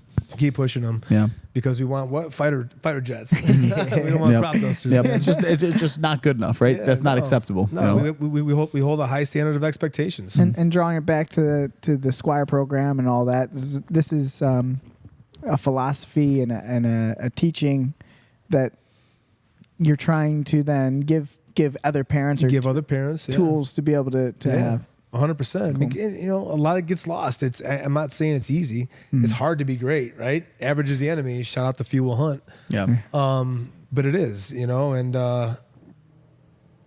it's hard to be great, man. So we have to really be diligent and committed. And you're never going to be perfect. And I say that as anything, right? Not just. It's who's just perfect. Yeah. God's perfect. Perfection is an illusion of like procrastinators. You know, right. I'm good. You know. Yeah. Yeah. No, you're not. Yeah. Come on. Yeah, you can always do something. You can always do something. Progress is what we're looking for, Yep. and I think progress over perfection. Yeah.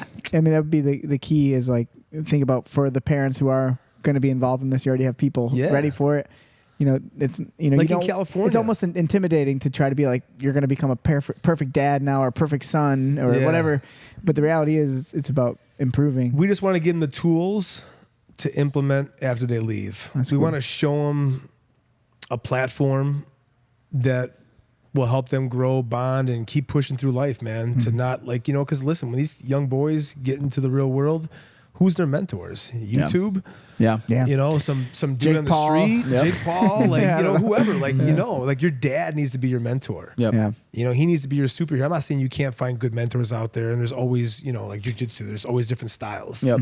But if you have the tools to open your ears and listen, that's when you're going to learn. Yeah.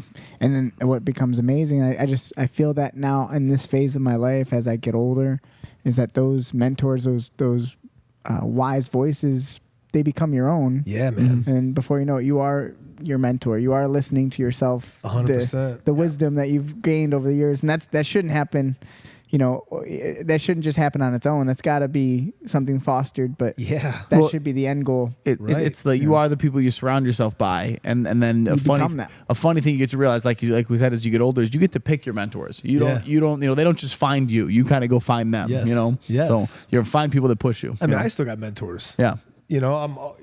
How can you not? Yeah. Like there's older guys that have done more in business and have done more in their marriages and like, man, what are you doing? What's your secret to success? And even if the guy is not a successful business, not like healthy, but has like a really good marriage, you could learn a little bit about marriage from him. I'm not going to take the advice on how he eats, but I'm going to take the advice on how he talks to his wife, And then now you're at least striving for perfection in your life. You'll never find it, but I'm going to be good at everything, as good as I can. You know? Right. You're not going to ask marriage advice from the guy who's been divorced 2 times. Yep. It just doesn't make any sense. Yep.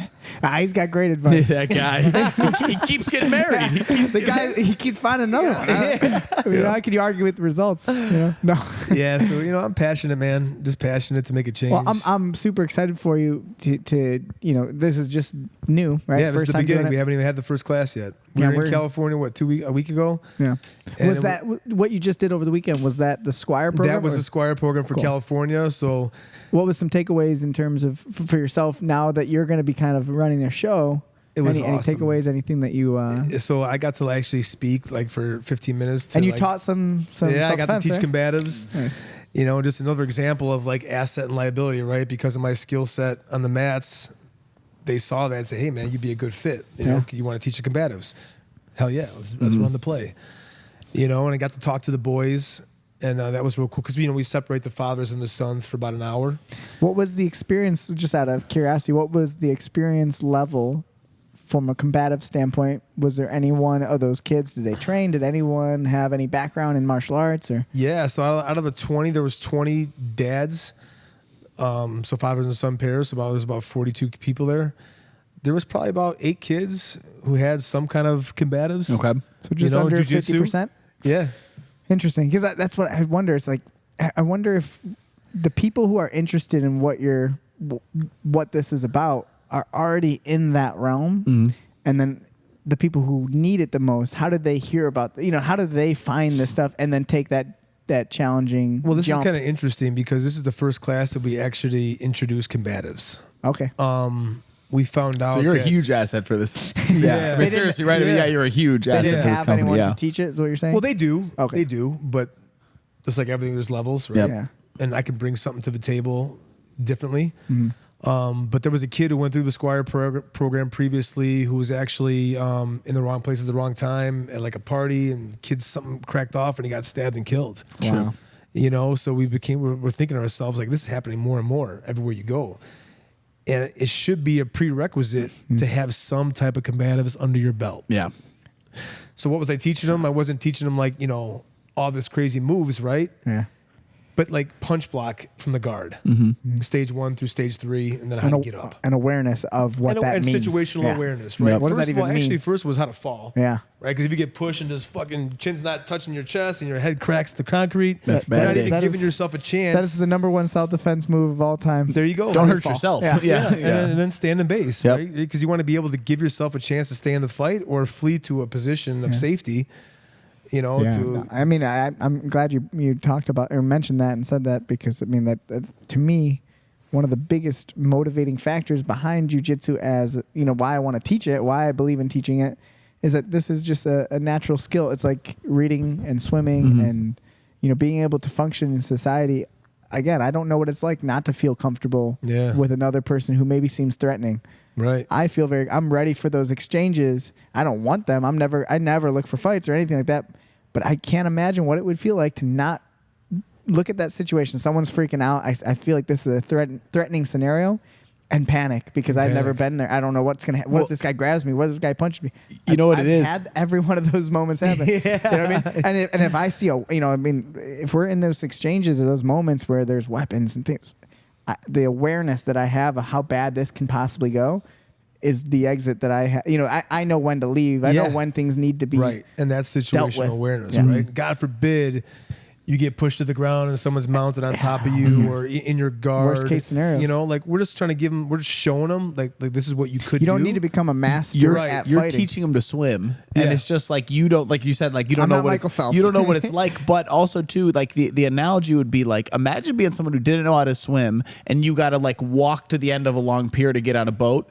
The whole walk, you're just like, Yeah. oh geez, Terrified. oh geez, oh you're in that scared moment because at any moment it could go real bad. And if you know how to swim, you run down the pier. If Right. you fall off, you swim, Well, you you get fall back off, on. yeah, you're good. Yeah. So if I'm walking the street and someone wants to fight with me, it's like I would always tell people, and I still feel like this, like I still don't know if I know how to fight, but I definitely know how to not get beat up. Yeah. I definitely know someone's not just going to beat the shit out of me. That's the key to living or dying, man. I'd be very confident in you. You'd be okay. That's what I'm saying. I mean, I know. Yeah. You'd It's be just, okay out there in the world. You know what I mean? Thanks, man. Good. No, Yeah. trust me, you're good.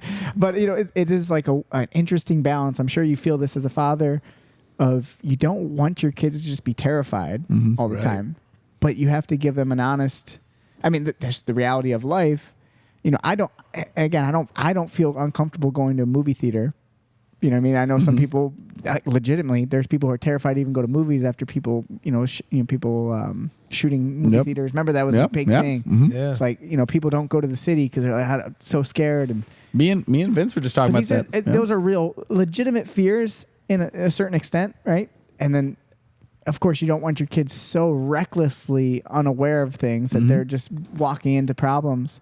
So, and this is it's a dilemma to be like, you don't imagine the helicopter parent kind of thing. Yeah. Where you've gone too far in that Right. one direction, or the reckless parent was like, kid, go to the city, Well, I was just call me late, come back by 11, we'll see you, whatever it is. What you said, I just remember like high school when you were getting out of where you figured out how to get on the train, and like just thinking about us going down to the city and just being so like just brazen, and just idiot. walk. I mean, Right. so dangerous, Right. and just Yeah, like, man. and then you look back Especially now, now. I wouldn't even go down now. Yeah, Right. like if I At 1 was in the morning. 14 running around, like.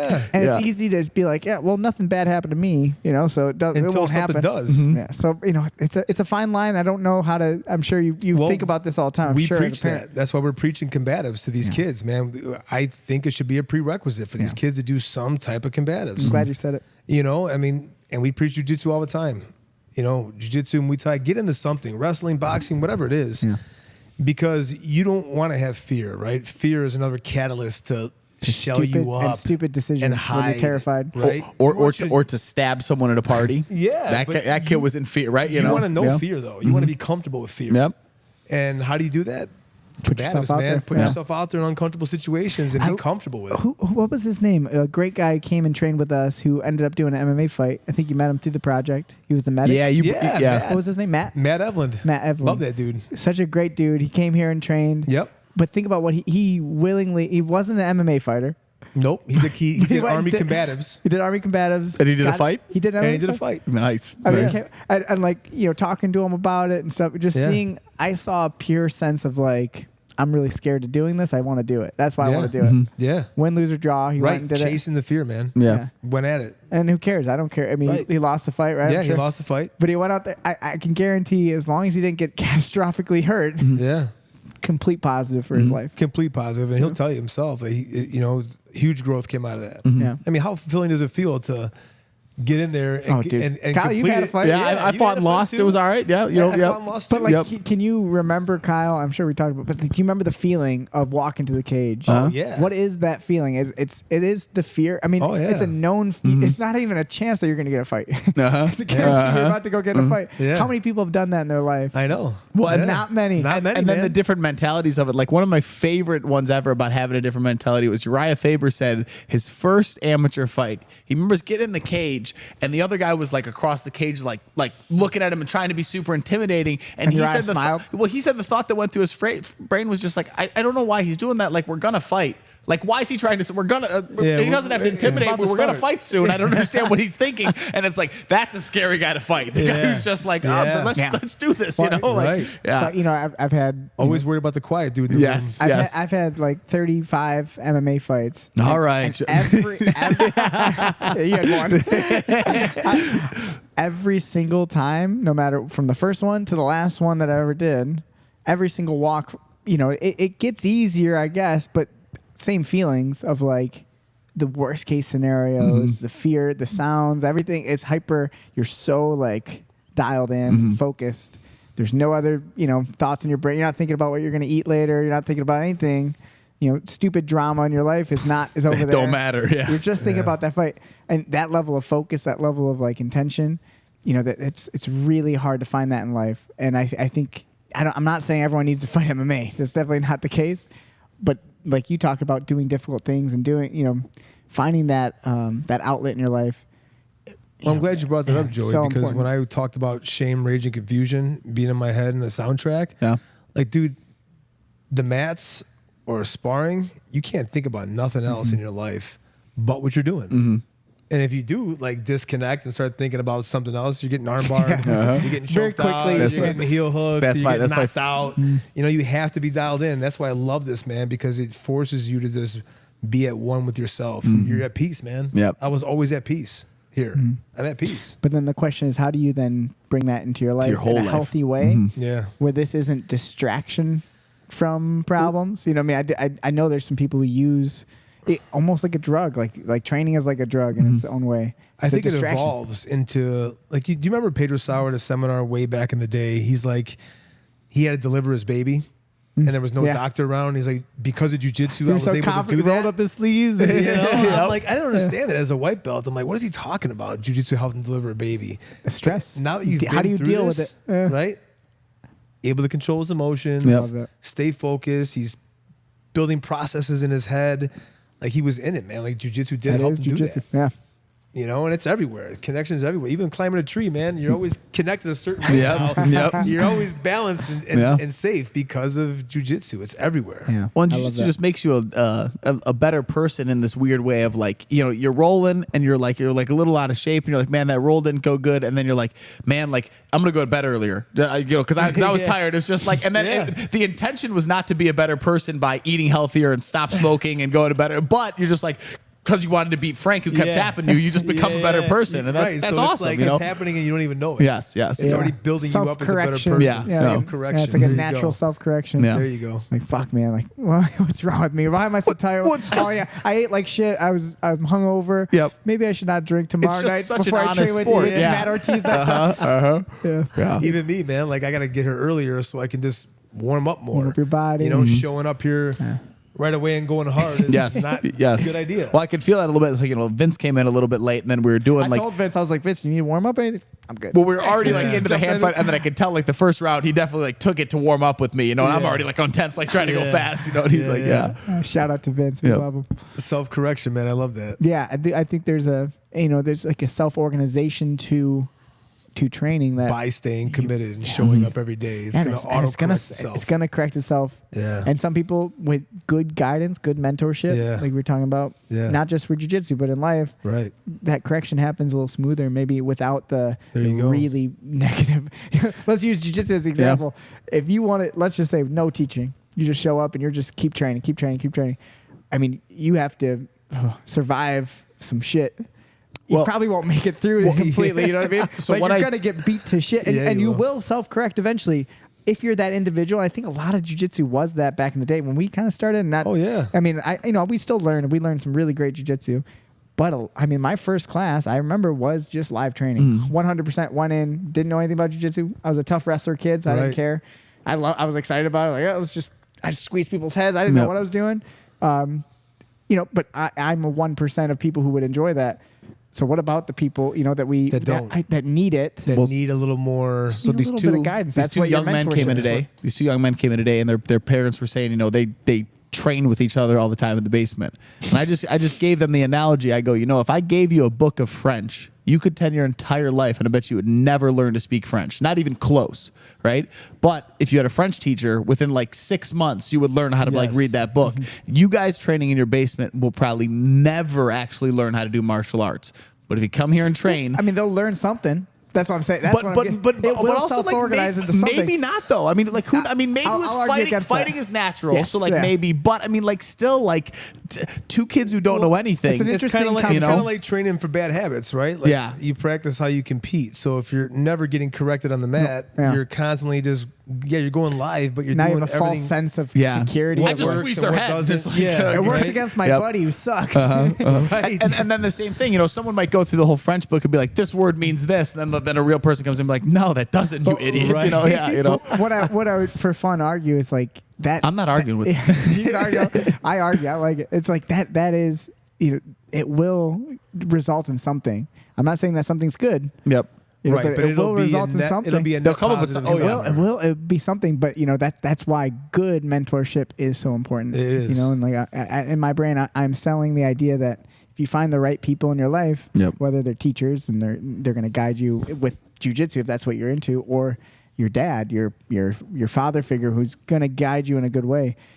Not all of us have had great father figures and or guidance in that way. Yeah. It's just the reality. There's a way for masculinity to be handed down to a son appropriately, in the right way, right? Challenged, right? They got to be challenged and taught, not just given to them. Not just given. It's got to be handed down and instilled in them. Yeah. Through a dad. And if you don't have a dad, guys who don't have dads, right? An older brother, an uncle, a grandfather, whatever, or even a mentor, like you're talking about.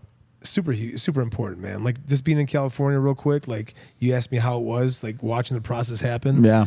The kids show up at 5:30 in the morning and it's intimidating. It's like, oh fuck, what the fuck are we gonna get into here? They watch all the reels online, so they know, the intensity and what's coming. You can smell it in the air. They're like, yeah, it's kind of like walking through the cage. Yeah.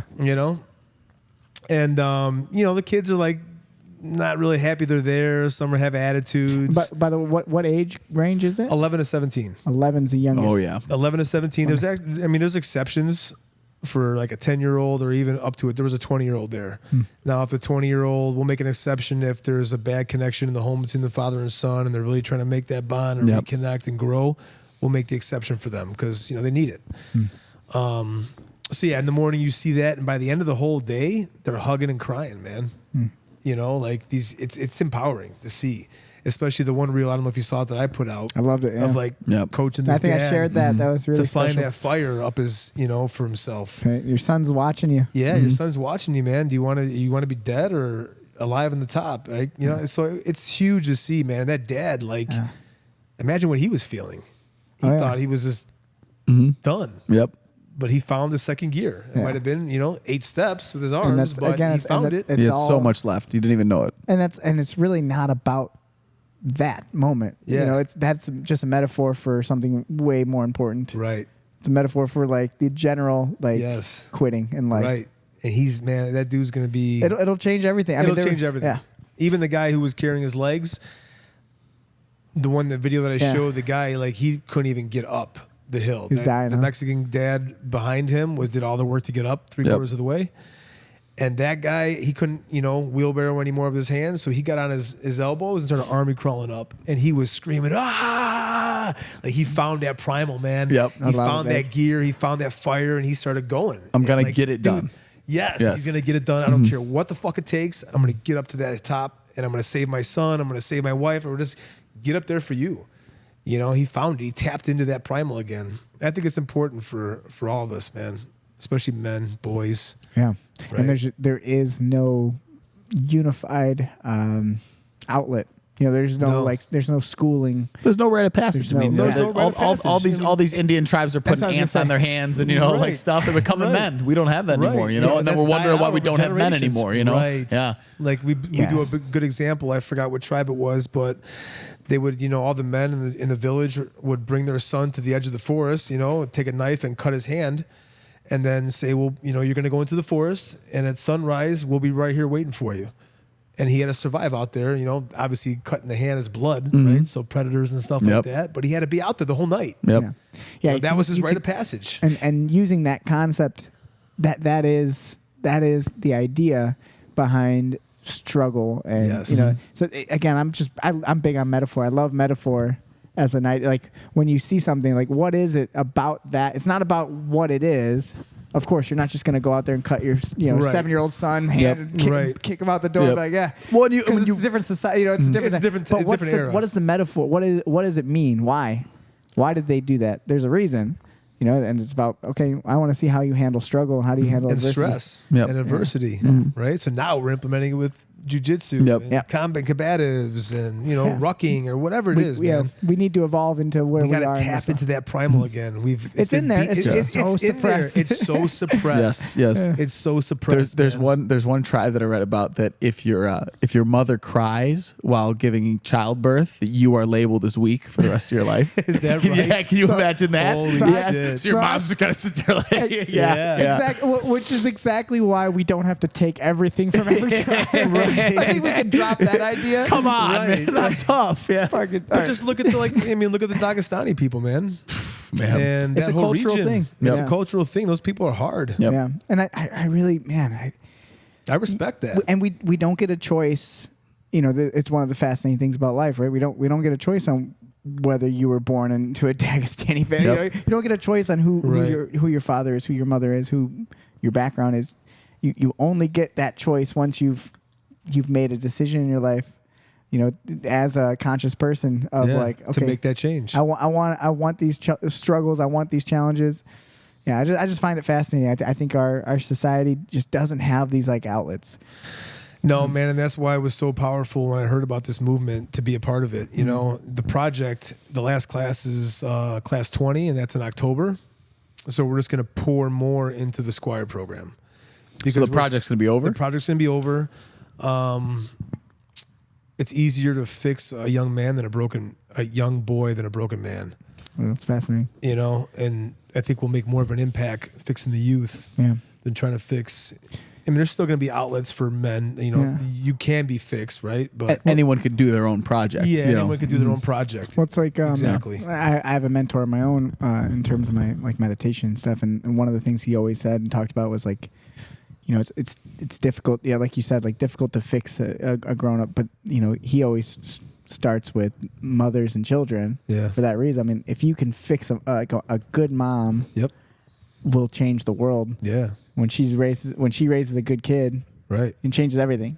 So like that is one of the focuses is and that's I think which also needs to be done for dads. And it's sure. like, it's interesting. I think that what you're doing is going to be great stuff, and we're in full support of you. And anything we can do, we'll share all this stuff. Man. I appreciate it, guys. Use the gym, whatever you want to do, man. Throw these kids around. I would love to have you guys come out because we can have guest guys. We'll guys do whatever come you out want, man. to We'd love speak, it. or even to show a portion of some combatives. You guys have great lineage and skill set. So. And that's what's cool about being in our ecosystem here. There's no shortage of good guys around us. Yeah. that can speak and pour into these kids as well. And it keeps growing. And it keeps growing. That's what we want. Yeah, and we'll make it bigger, man. You know, right now it's August is gonna be the first class. We want to have at least 2 classes a year. Maybe eventually we grow big enough to where we can get an inside facility so we can have classes over the winter. Wow. Right? Because Illinois, you know, you got the fucking winter, so it sucks. But California, you can go all year round. You know, Is there room for other events in terms of like, you know, like camps or retreats? Things like that. Is that something you would have in that toolbox versus the one day to add events? more to it? Yeah, like down the road of like you know, because I myself, a big part of like my goals in life are the destination retreats. And like I you know, when you talked about like some self work and stuff, one of the biggest moments of my life was when I was 25. You know, I went away for a retreat. Yeah, which was a meditation. Yeah, just totally changed everything about my life when it came to looking at problems that I had versus always, you know. Is that the one where you couldn't talk? Yeah. Meditation retreat was a silent retreat, and then there was a lot of just therapeutic sides of it, which I just, as a Midwestern guy, like, we don't talk about shit like that. Right. You know, that's just the way I was raised, the way I was, you know. I was raised that way too, man. And also wrestling. Being tough, like what was quote unquote tough is you don't fucking talk about like, well, you got some problems when you were a kid. Yeah. So okay, keep wrestling, you'll be fine. You know? Right. What bearing it though? Bearing it. What you're creating saying, a problem as an older man. Yes. The beach ball analogy you said. I always tell people there's this comedian John Mulaney, and he's got a joke almost very similar to your beach ball where he says like, he goes like, you know, I'm an Irish man, so I'm gonna take all the stuff that's bothering my whole life, I'm gonna bury it down right here, and then one day I'll die. It's just like, I'm not going to address it at all. I'm just going to die. Yeah, and that's what most of us, you know, they have kind of just like, I'm not going to tell people about my problems. It makes me weak. And you know? And jokes aside, what that is what generational trauma is. Yeah, right? 100%, man. Yep. And I think it's, you know, even maybe it's because I have 5 daughters, I become more vulnerable. I have to be vulnerable with them. I can't be the savage in front of them. Like my son, I could hold him up against the wall by his neck. But my girls, I'm like soft with them. Yeah. You gotta be vulnerable. Girl and dad. I think, dude, you know, guys gotta tap into that too, man. Yeah. You know, it is a balance, and you know, it's easy for us as guys who train, who like to fight, to just continue to talk about the shit that we kind of like. Right. I mean, it's like fun. I would love to go do combatives with a bunch of kids who've never done it. Like, if you let me do, love it. You know, but I do feel, even just naturally, I feel a little uncomfortable if you were like, hey, I want you to talk about your feelings with these guys. I'm like, I'll just stick to the fighting part. You know, it's like I gravitate obviously towards more of the masculine stuff. For sure. But there is that balance. You know, maybe not so much feelings, but just like your story. Like, what did you go through as a kid? Yeah, it would be really tough for me to share it all. You know what I mean? And I just know that, you know, about myself. But there's that balance of being the tough guy all the time, and then really a true tough guy can stand in front of someone without you know, shying away and saying, here's what happened to me. And that's what sold me, man. Like, when I see these dudes, bro, like special forces guys, fucking, you know, tip of the spear, opening up about shit that happened to them and trauma, I'm like, man, but those are the people you need to be around. Yeah, that's pretty allow powerful. that door to be open. Right. Yeah. Makes you feel comfortable. So shout out to podcasts too, man, because if it wasn't for Sean Ryan, I would have never, you know, heard that. Well, hopefully people hear this, man. You guys are doing. Yeah, no, for sure. I hope so. You're a very influential guy in our local community, Matt. I'm sure you know it by now. I'm sure you're sick of hearing people, you know, talking about you, but I'm humble, man. I do hear it, and I appreciate it, man, so much. Yeah, you do a lot for a lot. I can tell you're the type of person that it motivates you more than just glows you up, you know? Yeah, so 100%. Very cool. You know, I want to just get better. And the work's not done. You got a lot more shit to do. Work's not done. I mean, I didn't want to get up and talk to anybody either, and like, you know, get in front of a group and talking. That's hard. Yep. That was a fear of mine. Yeah, you do great, man. But the more I'm doing it, the better I'm going to get. And you will continue to get better, man. I really believe in what you're doing. I think it's super important, and it's going to be something that it will grow. Like, you know, even if you're feeling like there's some slow parts of it, just stick with it. It's gonna stick with it. Stay committed, just like in jiu-jitsu, man. Oh yeah. Well, it's here grinding because of how important it is to you, and then just the world. I mean, literally, if you only help 10 people every year, like, who gives a shit? Those are the 10 people that you helped. That's what that's what matters. You know, and it's funny you say that, because we're like, man, if we can just help even one dad out here, like in California, out of the 20, like, we did our job. Yeah, it's that stupid. All the fish like wash up on the beach. You're not going to save them all. And the girl's like, I made a difference for that one. You know, starfish analogy. That's huge, starfish. Yeah, that's what it is. Yeah, that's a fun. I mean, it's really cool. So, August 3rd, St. Charles, Illinois. In St. Charles. Yep, squireprogram.com if anybody's interested. fathers and sons between the ages of 11 and 17. There is exceptions below and above those numbers. So we'll share the website and all that stuff in the podcast. I appreciate we'll post that. about it. Right. Even moms who don't have a father in the home or a good mentor for your boy will take that boy too. I was going to say, so you said that you find other mentors? We have mentors within the MDK project community. Cool. I can even bring a mentor that I know locally. This guy get vetted, right? Make sure you're not some fucking scumbag. Right. But if anybody's open to doing that, to take a young boy and be his guiding light throughout the program, let me know. DM me on that. But yeah, I've talked about it twice on my Instagram about moms who don't have a father in the home. Like we have a spot for your boy. Yeah, I'm sure that's really cool. I mean, those are probably a lot of people who actually really need it. Yeah, I mean, it's built for that. Yeah. You know, we'll place them with a good mentor, and hopefully that young boy comes. You know, he learn and see, and it changes the course of his life. Man, it gives him the tools that he needs to be that fighter jet and not a crop duster. I love it. That's really cool. Really cool. I think it's definitely it's something that you can say, oh, I helped this guy. But what you'll never understand is how that affects the rest of the world around him. Yeah. And the amount of people you can touch just from that. Like, I just think it's something that, I'm aware of that for myself, even, from like a jiu-jitsu perspective. The reverberation. Yeah, reverberation of like helping someone and never fully understanding what it could do for someone. But it comes back eventually and you see it and you're like, wow, man, I didn't even think about how helpful that was for that person and how it affected the rest of their life. And they help someone else and they help someone else. So one of the really goofy ones, it's like domino effect. I'll tell this in a very short version, but like Tony Robbins said when he was a little kid that he was very poor and a random guy came to their house one day who would like talk to a church and gave them a Thanksgiving dinner. And he said, it really affected his family in kind of a negative way, but he remembered it was so special to him. He was like, when I'm old enough, I'm going to do that for a family. So when he got old enough, he was 18, he did it for 2 families, and then he would double it every year. Well, now every year he literally feeds like 1 billion people. Wow. And you just go like, imagine if that one person would have picked the house next door and not went to Tony's house, 1 billion people wouldn't ate last year. Wow. And it's like, man, that butterfly effect thing is very, so impactful, man. And stuff like that, dude. We never know. That's why we can't be quiet. Yes. And hold it all in and not tell our stories, right? Our stories are our story or our traumas are a superpower. And once we embrace that, get it out into the world. It can be, right? It can be. Or it could just be the thing that holds you back. Yeah. So that's right, a choice, but I right? think if you, it is a superpower. It is a superpower if you hide it. No, if you embrace it and tell it, it's a superpower. Right. If you hide it, it's the thing holding you down. It's holding you down. Yeah. And I learned that. That's really deep. I like that a lot. I felt it, man, and it was super impactful for me. Awesome, man.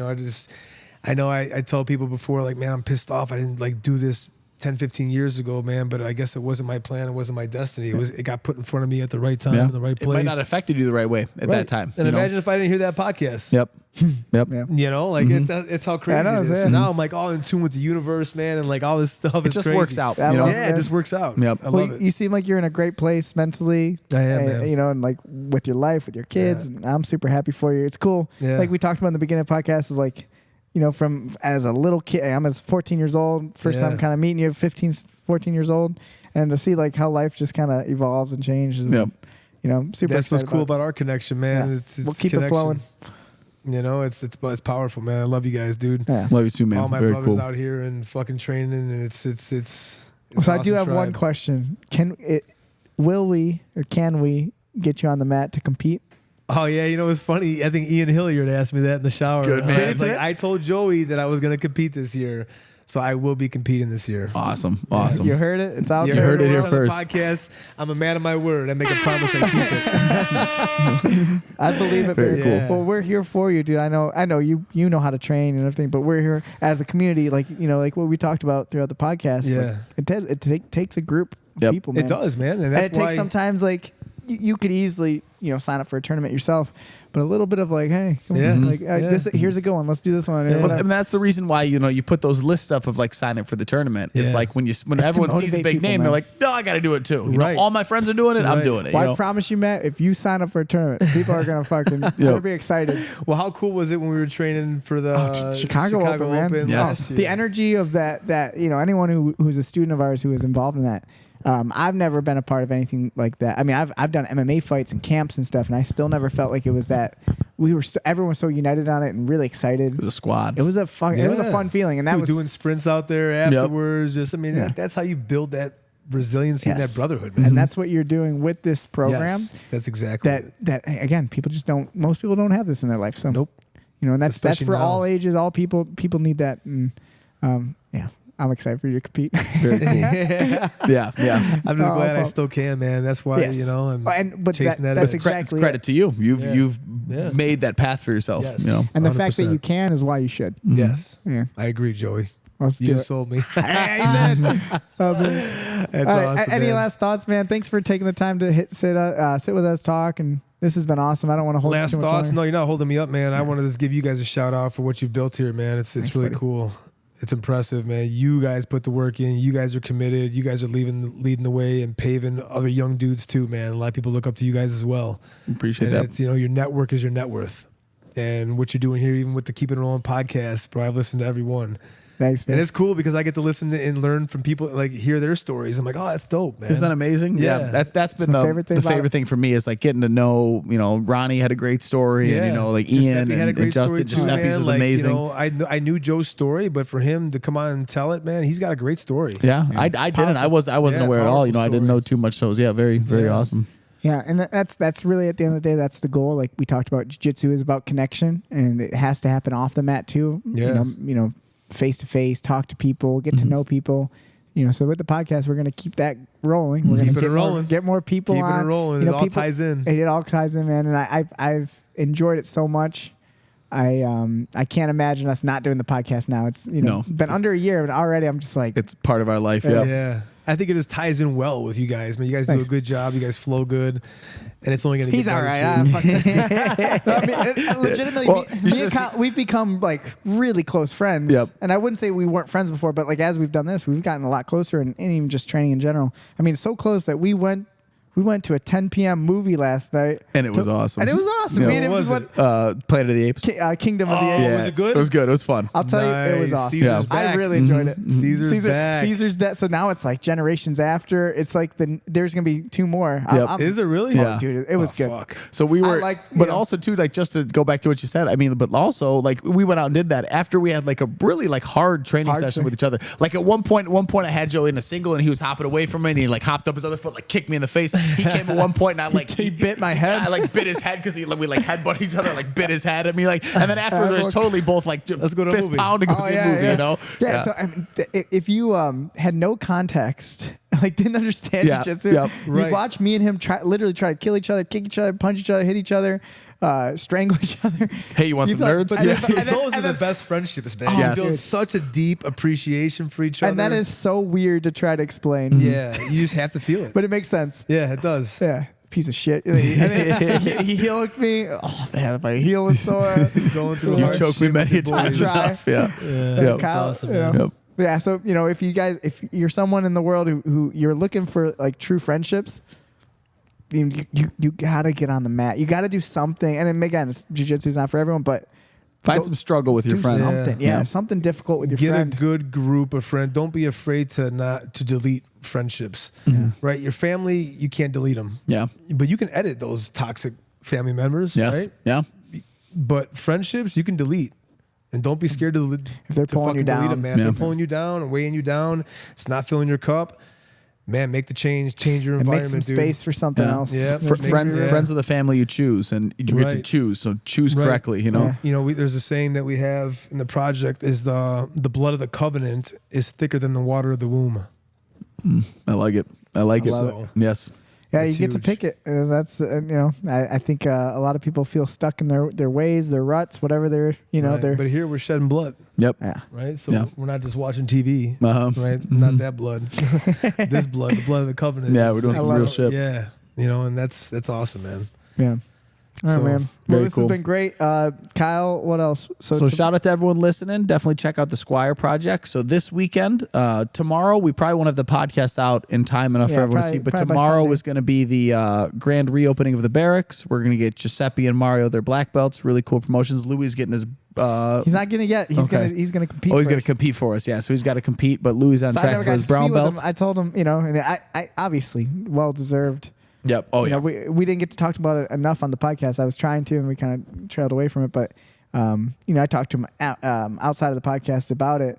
I said, this is like your last chance to go compete at that level. And he's like, you know, and he was like, I don't really want to go win intermediate. I said, well, it's not about like, well, you're doing it. Yeah. I was like, you need that. I want you to have that last experience. Yep. There's no going back, and this is it. I want you to feel that. Yeah. So he's going to be competing in Dallas. In the intermediate. I want him to just go out there and have a good time with it. And Louis is a bull, man. Yeah. Oh, yeah. Beast. God, I remember. And a really great dude. Really nice guy. Oh, humble dude. Awesome dude. Love that guy. I remember one time I had him in a knee bar deep, and I'm like cranking on it, and I'm like, he would not tap. He's such a stubborn bull. But his legs are so strong, And too. then he gets out of it, and then he picks me up, and Matt returns me right on my shoulder, and I like fucking pop my clavicle. I was like, I walked out of the gym, couldn't move my arm. He's limping. You're But then the way he slammed you real good, you kind of look at him and go like, the knee bar is pretty good, huh? You can tell you got him. Yeah, you know? Yeah, we got so many stories of Louis, man. Yeah, those dudes. The barracks that'll be a fun grand reopen. I'm super excited about the entire project with them. So what's the food tomorrow over there? Their mom. mother is they own what do they a call catering it? service. Yeah, Yeah, it's a catering their mom service. owns a catering service. So Mexican they food. told us they're like, you know, we're probably a little biased, but our mom makes the best rice and beans that you're ever gonna eat. And by the size of both of them, she probably definitely does. Yeah, The food's gotta be good. Based So on you'll how meet big their they- other brother too, Alex. I don't know if you I've never met him. Yeah. Okay. Yeah, so he wrestled too in high school. Yeah, I'm excited to meet. Just a Hopefully, we bunch of can, animals. yeah, I'm excited to just meet everyone over there. So you know, it's a relationship that we've been building from you and Giuseppe, and you know, to see it all come together is gonna be fun tomorrow. Yeah, so that's tomorrow, and then Sunday is the squads grappling. Me and Joey will be doing commentary. You guys will probably hear about that, so check that out. That's from 3 o'clock till when the show ends. So if you guys want to watch that live stream, you can.